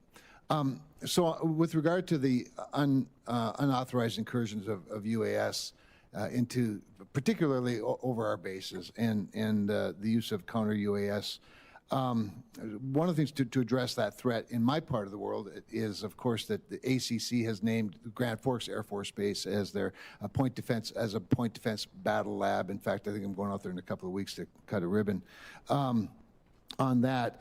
And the whole PDBL is ACC's designated organization to assume that, the tactical, the experimental training, just helping us to better inform policy as well as decisions on the spot. But I'd also just add to that Colonel Rosales at the 319th, the reconnaissance wing at Grand Forks, really is well postured and able to leverage industry contacts over at Grand Sky, which is an enhanced use lease UAS park with big and small and innovative industries. Maybe you could just elaborate a little bit on the role of of all the above. It seems to me this is not just an all of government or an all of joint force, but an all of innovation challenge that needs to be dealt with. Maybe you could give me, your take on how you see it all coming together. Yeah, Senator, it's certainly a mission area that has expanded greatly over the last couple of years. Our command was named the department synchronizer with not only within our department, but within the interagency. And then they also established GIATA 401, which has been a fantastic organization commanded by General Matt Ross, who has done a great job of getting with industry and bringing in a lot of the legislative requirements that Combatant Command is not equipped to address. So teaming with them and installations such as Grand Forks, we see, and also, sir, with this body, your committee helped us last year with 4 authorities that we needed to ensure that we could effectively employ UASs to defend installations. And one of those was to allow us to exchange information with local and state capabilities with our department's capabilities on the base. And that has since been addressed. And I think it's just going to get stronger and stronger and more necessary to tie, instead of single point counter-UAS capabilities, into a network that extends beyond bases and into cities and communities. And does higher education play some role in some of the institutions that have those kind of capabilities, research capabilities? I'm sorry, can you say? Higher education? Absolutely. We work with the University of Arizona, University of Texas, El Paso, and many others that have great systems that use common off-the-shelf capabilities that we can spread very quickly. Thank you very much. Thank you, Mr. Chairman. Thank you, Senator Kramer. Senator King. Thank you, Mr. Chair. And General Donovan, the National Defense Strategy lists the Western Hemisphere as the most important region for national security. And I actually am very supportive of that recognition. I have some real concerns about the legality of the boat strikes in international waters and the legality of the Venezuela operation. And as you and I have talked before, I also worry about a U.S. posture that suggests that the attitude toward the region should be a kind of a updating of the Monroe Doctrine, because having lived in Latin America, that really lands badly in Latin America. It suggests the U.S. will be a dominator rather than a partner, and what nations want is a partner, not a dominator. But still, I think the escalation of the priority of the Western Hemisphere makes a lot of sense in your discussion of things like this Counter-Cartel consortium that you're putting together. I mean, that's the kind of thing I think we should do more of. But here's a challenge. Every year, the Southcom posture hearing involves the COCOM saying they're under-resourced to do the more modest mission we've been expecting of them. And now the NDS suggests that the mission will become even more important. I think Senator Cotton, when I was at another hearing, asked you some resource questions. Let me ask a different question, which is about sort of the structure of the Southcom HQ and operation. Do you have the current structure that you need to take on effectively this mission of increasing importance? Senator, thank you. No, we do not. And in 43 days, I realized the strength, I knew it all along, the strength of Southcom is that partnership and the relationships throughout the region. I found out a couple things that right now currently, because of over the years, maybe how Southcom is viewed, some people say economy of force, whatever it was, we ended up with a 1/3 military, 1/3 GS, government service, 1/3 contractor headquarters. It's not sustainable. And so I think of almost like a 2-layer cake now, Senator, that the base layer of theater security cooperation, we do some great things. And that is really the strength that enables everything else.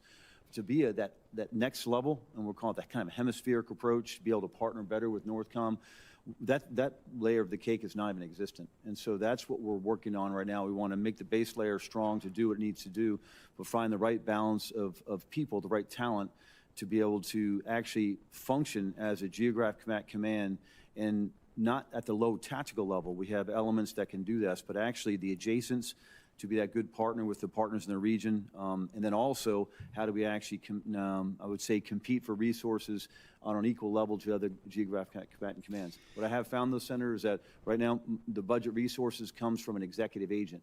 which is the United States Army, because we live on an Army compound. So it's an interesting look at this. Do I expect the Army then to fund campaigning in South America? They're not structured to do so. There's a mismatch here, Senator. Well, you're 43 days in, so you're not at the end of this analysis and decision about what the right structure would be. But obviously, we want to be in dialogue with you so that the committee can do the right thing to elevate the importance of Southcom to where it needs to be given the NDS. A question about the boat strikes. I have reviewed all the material available to Congress on each of the strikes current through last week. So there might have been one or two that I haven't looked at. And I would encourage my colleagues to do the same. The last time that I got briefed about the targeting criteria, which was a classified briefing, was in December. Do you know whether the targeting criteria with respect to the boat strikes in international waters have changed or not since December? Senator, I do not believe it's changed. It hasn't changed since I took over, but I haven't seen any changes since. We're still using the same process of reasonable certainty, near certainty to make the final decision. Right.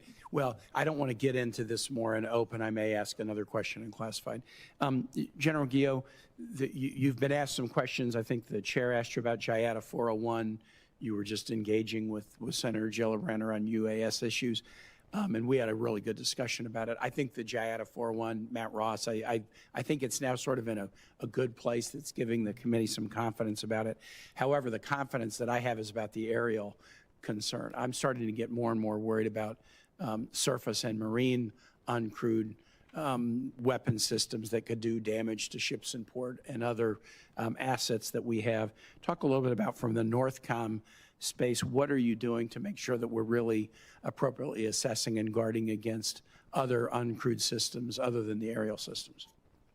Senator, I share your concern, and I think General Ross would tell you that we look at unmanned systems as opposed to aerial more and more frequently. I really would like to learn from Admiral Cooper and CENTCOM and some of the work that he has done in his present position, but also in a previous position when he was the 5th Fleet Commander there, where he used unmanned detection systems and defensive systems in and around ports there in the Middle East. So I think you'll see that as becoming an increasing focus of ours, to the point where sometimes you don't say UAS anymore, you just talk about US unmanned systems. Yep. Thanks so much. I yield back. And thank you very much, Senator Banks. General Guio, can you talk more about what we want in Greenland? I mean, as I understand it, the agreement is that, the unofficial agreement is that we would have more troop presence, more bases, Golden Dome presence there, and then kick the Chinese out. I mean, is that accurate? What more do we want? From my perspective at NORAD and Northcom, Senator, what I want is the resources and the force projection capability along that avenue of approach to North America, which, through the Arctic is our most, the shortest route, so therefore in many ways our most vulnerable route.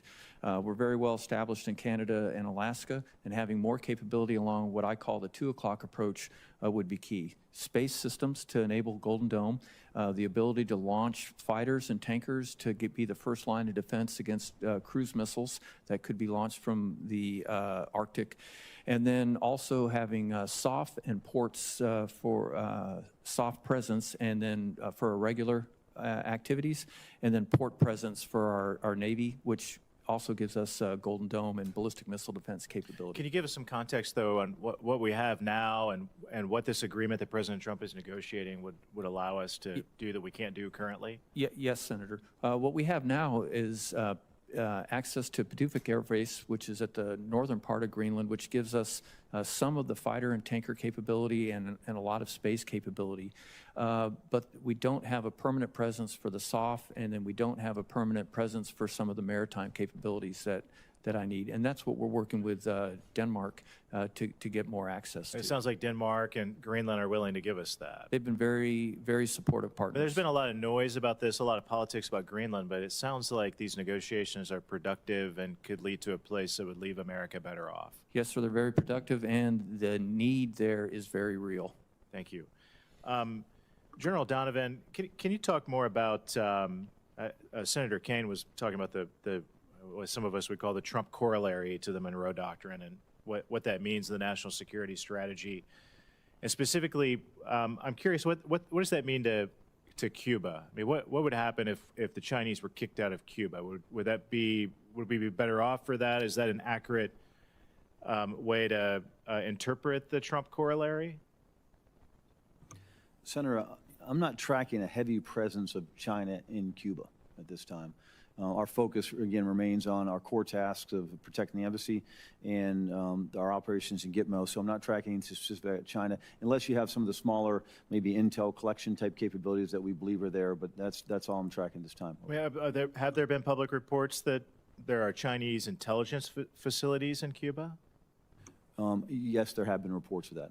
And again, and the collection, the Department's 2025 China military power report indicates that China has likely considered military basing, at least considered it in Cuba. Yes, Senator, as you mentioned, the bigger concern is a collection capability that close to U.S. shores. That's my biggest concern. Not very robust, but still there. So unpack for us what the national security strategy means then vis-a-vis Cuba. With a focus on the Western Hemisphere, the reality is, we have to ensure that those maligned actors, whether it's China or Russia or Iran, anywhere in South America, how are we countering them from different degrees of capabilities we bring? I think most of those would be economic, and most of them would be partnerships to enable our partners to identify the threat. That's why maritime domain awareness becomes a big piece for us, so that our partners can see over the horizon, whether that's seeing drug traffickers or seeing illicit PRC Chinese fishing fleets, both same, so they can actually make better decisions, and we're there as a better partner. Would you say the national security strategy is a warning to China not to think about it, stay away, or we'll do something about it? Absolutely, Senator. Good. I like that. China's nuclear-powered guided missile submarines threaten the U.S. homeland. How important is it that we detect those Chinese submarines before they enter U.S. waters? Senator, it's of the highest importance, and I have asked for, and the Navy is certainly supportive of increased undersea detection capability, both the Atlantic and the Pacific, to ensure that we detect threats to our continent further and further away. Thank you. I yield back. Thank you. Senator Peters. Thank you, Mr. Chairman. General Guio, the war with Iran has already led to state-sponsored cyber attacks here in the United States. In fact, pro-Iranian hackers attacked a Michigan-based medical device company just recently, as I'm sure you're well aware of. But in addition to cyber attacks, I think certainly it's not unreasonable to assume that Iran is also working hard to initiate us here in the homeland as well. Obviously, your command, Northcom, plays a critical role in deterring and preventing these kinds of kinetic and cyber attacks through your defensive operations, intelligence sharing, and integration with Cyber Command. But I just want to get your sense generally, given the setting that we're in right now, but generally, how do you assess this risk? Senator, I think you described it very well, or I shared the description that you gave, is that their cyber capability is real and it is significant, and they have the ability to find what they think are the weakest points in our cyber defense, which unfortunately are some of the critical infrastructure that we have across the U.S., and I think that they're vulnerable to, remain vulnerable to Iranian attacks. So we have CISA and other groups associated with Homeland Security and others. Your relationship with them, I know you do cooperate on a regular basis, but we've also seen that about a third of the cyber professionals at CISA were basically removed from the department, kicked out, or took RIFs, and they are not able to do what they were able to do in the past. Are you backfilling that, or do we have actually an enhanced cyber vulnerability now? Sir, I don't think that we have an enhanced vulnerability right now, but it does take strong cooperation between our command, Cyber Command, the FBI, and CISA to ensure that we share information and on potential attacks and ensure that we're covered to the best degree possible. But your command is on heightened alert for all of these. Absolutely. Yes, Yeah, sir. Good. There's been some discussion about Greenland by some of my colleagues. I was on a recent trip up there, and we were at Bidefik, which is an incredible facility.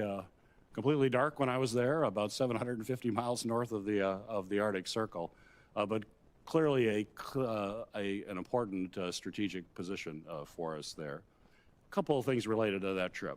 When we were there, the folks in Greenland were incredibly angry that the United States, the rhetoric coming from this administration was that they were either going to be purchased, which they were pretty clear to tell us that they cannot be bought, or they were going to have a military invasion. In fact, when I was there, they talked about a power outage that they had in Nuuk, in the capital city there, and everybody was in fear that this meant the Americans were invading. Children were highly distressed. They didn't go to school, which is pretty outrageous that an ally believes that when power goes out, that means U.S. troops are invading. It's a pretty horrible situation that we're in right now. Some of the comments that I heard from people were highly emotional and felt betrayed by the United States. So tell me, what are you doing in your command to try to work with our ally and get past what was a pretty horrible situation for them? But I've often found that, I think it's true in life, if you breach someone's trust, it takes a lot of work to get that trust back. How are you going to get, how are we, or you in particular with your command, because I know you care a lot about Greenland, how are we going to regain this trust? Senator, I try to maintain the trust that we've established with both Greenland through our military operations and with our partners in Denmark by being open and transparent and seeking new and improved ways to partner together. And we've done that even since your recent visit, and with Noble Defender, an exercise that had traditionally been only NORAD forces. We partnered with Denmark for the most recent Noble Defender, and then for our Arctic Edge exercise, also including Denmark, which is the military presence that Greenland has. So being open, transparent, and exploring opportunities where we can partner together is where I want to show that we are a valued partner and can be trusted, and I think that we've been very successful in that.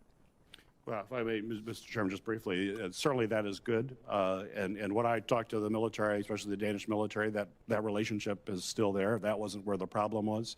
Where the problem is with the people who are not part of the military. And I would just hope that as you continue these kinds of efforts, as you just described, that it's actually communicated to the general populace of Greenland, because that's where the trust has been broken, and where the work is really going to be necessary. Yes, Senator. Thank you. Thank you, Senator Peters. Senator Sullivan. Thank you, Mr. Chairman, and gentlemen, thanks for your service, and to your staff and team members, thank you as well. General Guio, I want to appreciate the meeting in my office yesterday. I talk about this chart a lot. By the way, this chart's actually running out of room now. These are all the Russian and Chinese incursions into the Arctic, into the Alaska AOR, that you and the Indo-PACOM commander are both responsible for. The tempo, as I mentioned, is increasing. We're out of room here. We've had 2 Russian Bear bomber incursions in the last 3 weeks. The last one in our response, which was NORAD, we launched 9 assets, 2 F-16s, 2 F-35s, and AWACS, and I think 4 or 5 tankers. Now, you know, when these make the news, they never make the news down here, by the way. In Alaska, they make the news. But, you know, we say, oh, the Russians came into our airspace, we intercepted them. But these are highly complex, high-risk missions, dangerous. Our airmen, Guard, Reserve, active duty, they do a great job. But can you explain a little bit of the danger and complexity? I'll bring up a map here. You know, we're launching from J-Bear or Eielson. I mean, how far are our F-16s and F-35s flying just to intercept the Russians before they cross into our ADIS? Senator, you're absolutely right. The picture of our fighters next to their bombers, you know, looks very harmless and very easy, but especially from Alaska with the distances and the harsh environment, make it very complex. When they get the alert klaxon to scramble from either Eielson or Elmendorf, they know that they're probably going to have to fly 1,600 miles from the nearest suitable concrete to land if they have an emergency. Just to intercept the Russians. Just to intercept them. Just to get, that's only halfway through the mission, right? 1,500 miles. Yeah, not even halfway, sir, because they'll intercept them, then they'll escort them for the duration of their period, then they have to fly back. So these missions are often 6 to 8 hours in flight gear that has to accommodate if they eject and survive, and so they're in. It's 50 below zero in Alaska. That's right. So their cockpits are comfortable, but they have to wear the gear in case they have to leave the cockpit in an ejection. These are some of the most challenging and really brave missions that we can do. So I want to commend our Alaska-based military. They're doing a great job. How many tanker top-offs would a mission like that entail? If they go to the extent of the Aleutians or up into on the north part of your map there, I would say a minimum of 6 air refuelings, often at night, in that cumbersome gear, and which gives me just a second to point out that the tankers and the AWACS are also up there to make sure that we can complete the mission along with the fighters. So a couple other quick things. Thank you for that. And again, I want to thank them, our military. So let's say you're doing an intercept up here, Arctic Ocean. You're in an F-16. You lose an engine in February in the middle of the night. How's that going to play out for that pilot? F-16s have one engine, right? They're a single engine. If they have any engine indications, hopefully, I know they will be heading back over land. So if they do have to eject, at least it's over land and not over the water. If the engine is still working, they're 1,500 miles or so from the nearest suitable runway at Eielson. Let me ask a kind of combined question. I spoke to the Secretary of the Air Force, General Wilsbach, very recently. The Air Force has committed to me 10 years ago, to get more KC-135s up to Eielson for this exact purpose, but other. So ordered. Senator Duckworth. Thank you, Mr. Chairman. General Guio, I wish I could ask you about the range of threats from adversaries that I know your team is battling every day, but instead, President Trump has forced us to again grapple with another possible unprecedented domestic misuse of our military.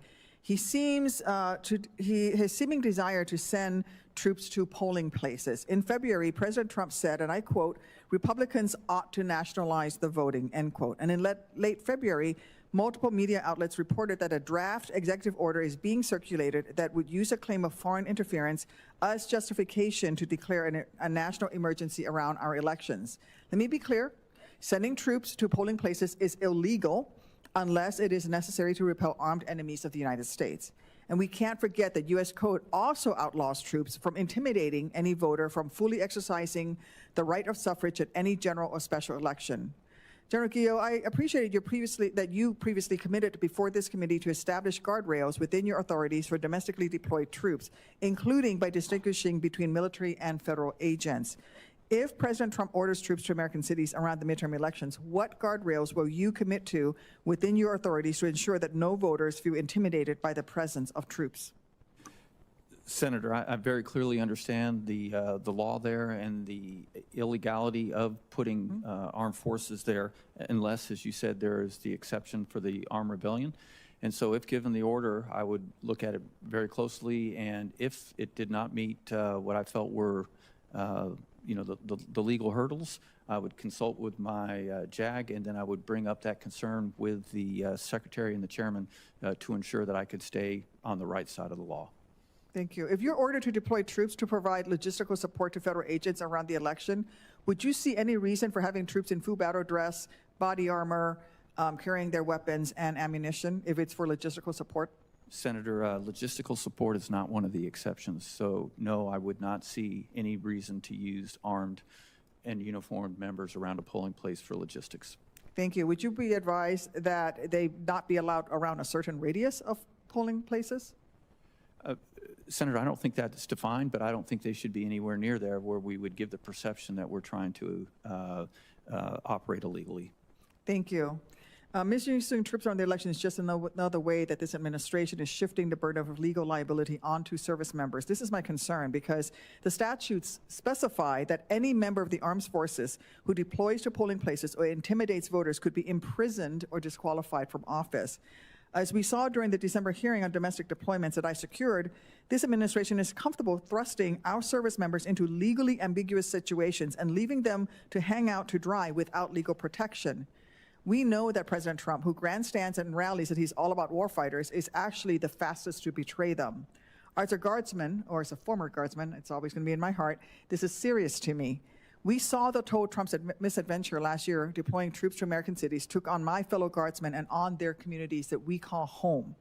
Taxpayers had to pay $21 million for President Trump's decision to federalize 500 guardsmen in Illinois alone, troops who, despite his claims that they reduced crime in Chicago, never actually set foot in Chicago.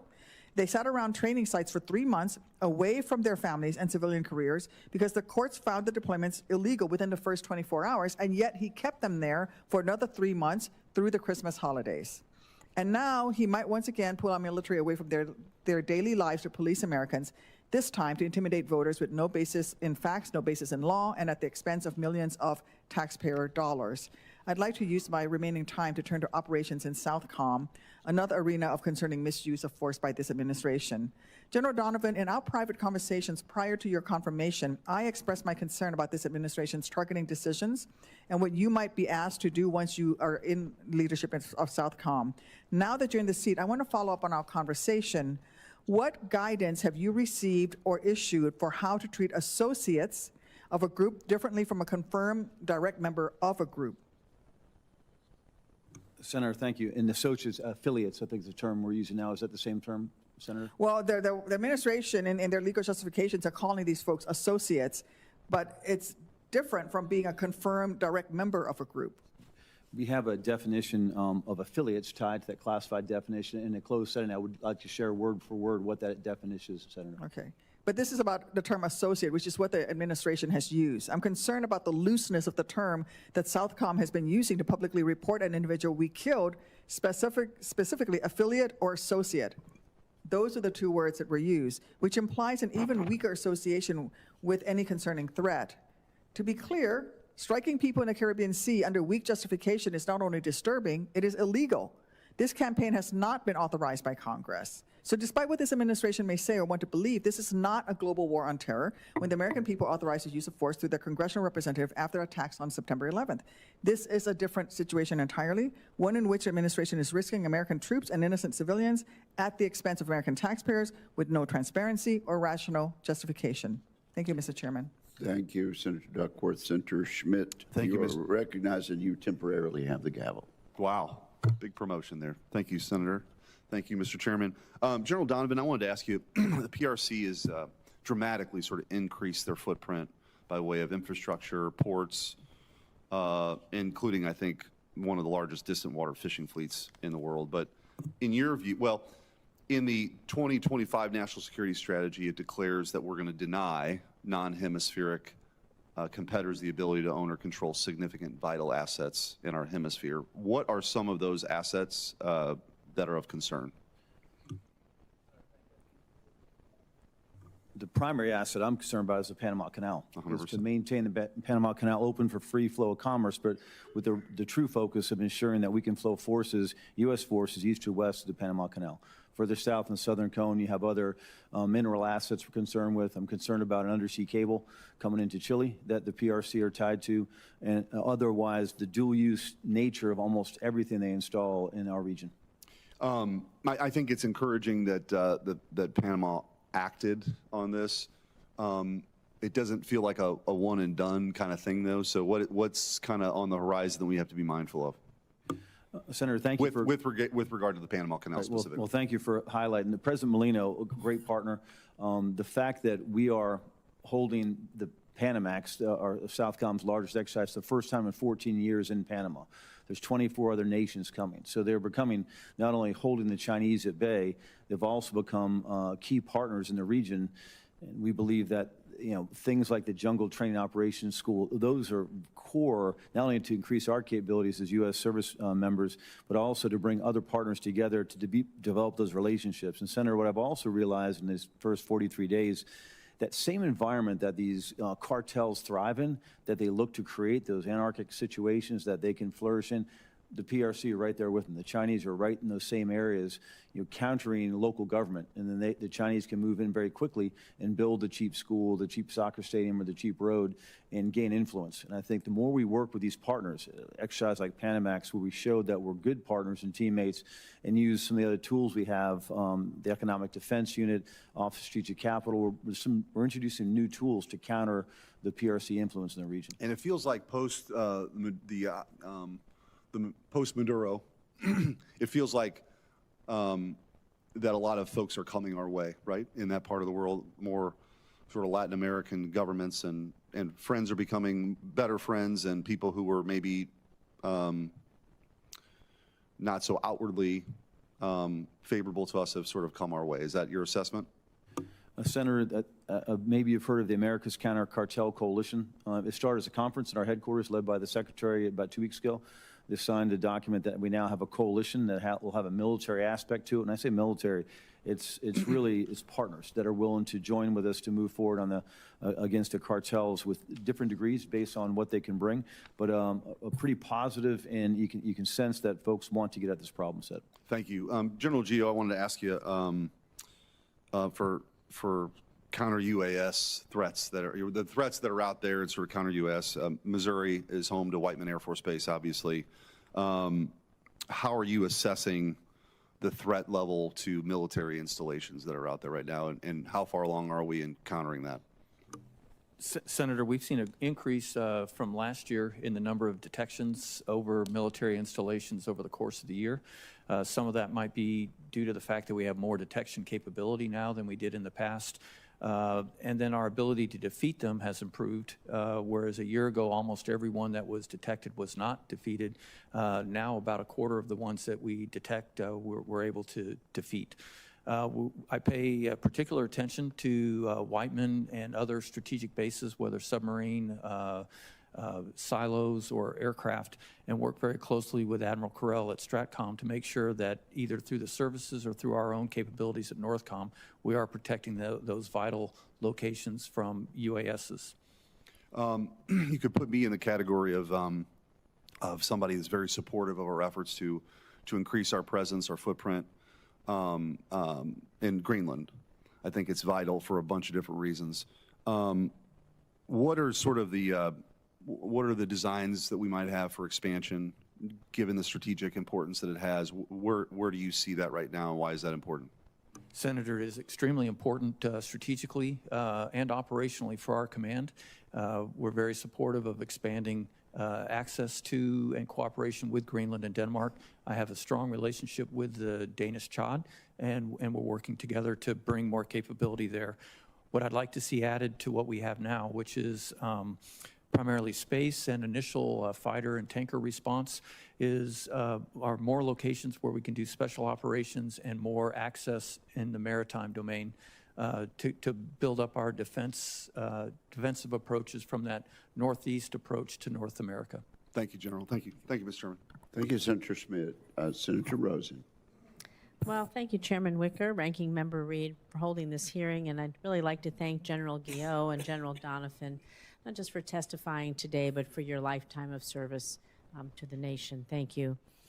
I want to start with you, General Guio, about defense of critical infrastructure, because defending critical infrastructure in the homeland from cyber attacks involves multiple federal entities, as we know. Civilian agencies such as the Cybersecurity and Infrastructure Security Agency, CISA, have primary responsibility for working with the infrastructure owners, while the Department of Defense brings unique capabilities in cyber operations and homeland defense.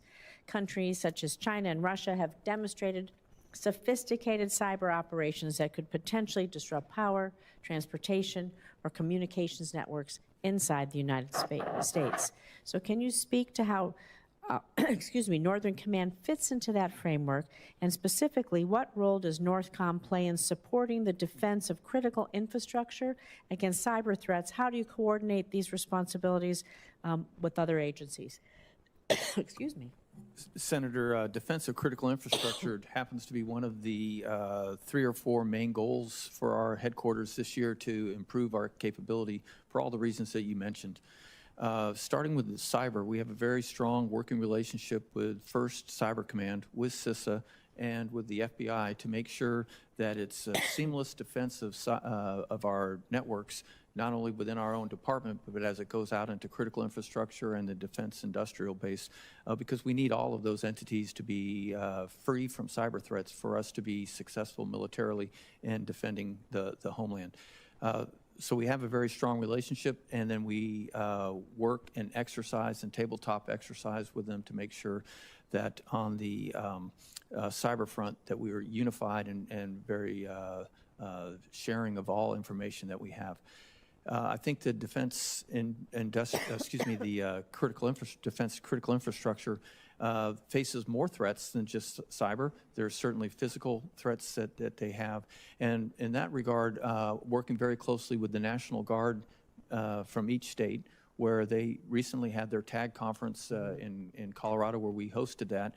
And then we made a pact this year to work with each state to see what critical infrastructure they felt that they would protect, and then what they might need from Title X forces to augment that, to make sure that we had a seamless protection of defense critical infrastructure in the physical domain as well as in the cyber domain. Thank you. In Nevada, we have lots of critical infrastructure, Hoover Dam and others, so thank you for that. General Donovan, I want to move to you and talk about Guantanamo Bay, because with the use of our naval base at Guantanamo Bay to house undocumented individuals detained in the United States, I have concerns about the delineation between the responsibilities of DOD and ICE, and whether the military was ever made whole after having to foot the bill for the Department of Homeland Security carrying out its mission. So, General Donovan, for those who are deported now being held at Guantanamo, are military personnel charged with guarding, caring, and feeding them? If so, who's paying for it? And what is the division of responsibilities between DOD and ICE there? Senator, Southcom's job is to ensure safety, care, and humane treatment of those IAs at that facility at Gitmo. Currently, all costs associated with that go through the services, not directly to Southcom, so I'd have to defer that to the service of the comptroller. Well, can you tell me do you have plans to hold people at Gitmo for years if they can't be returned to their country of origin? And again, what about your manpower if you do that? Resources, are you going to be coming to us for that? Can you speak to that at all, please? Again, Senator, those are decisions that would be at DHS and above the Secretary, so we'll just continue to carry out our responsibility of providing security for that actual camp itself. Thank you. I'm going to build a little bit, General Guio, on Senator Duckworth's remarks about DOD deployment to American cities. And I'm just concerned that our guardsmen are going to be placed in dangerous situations, deployed to patrol American cities, where they're working in close proximity to ICE and involved in sensitive community interactions. So what guidance has been provided to our guardsmen in order to avoid eroding trust in diverse communities where they're patrolling? And what is the division of missions responsibility between DOD and ICE as it refers to our National Guard? Senator, at this time, there are no Guard forces under my command in any of the cities that you mentioned. But in the past, as you know, we did have some under Title X authorities. And the first thing that they are briefed when they come under Title X is not so much what they can do, but what they cannot do. And that is they cannot execute any law enforcement activities, even if they're perhaps policemen in their civilian job, or if they're military policemen in their Guard unit. If they're under Title X authorities, due to the Posse Comitatus Act, they are not allowed to execute any law enforcement activities. And that's the first level of briefing that we gave in the past when we had forces assigned to us. But at this time, all of the Guard forces that are operating in various cities, they're not under Title X, so therefore they're not under my authority. Thank you. Thank you, Senator Rosen. Senator Warren. Thank you, Mr. Chairman. President Trump and Secretary Hegseth are repeatedly dragging the U.S. military across both legal and moral lines.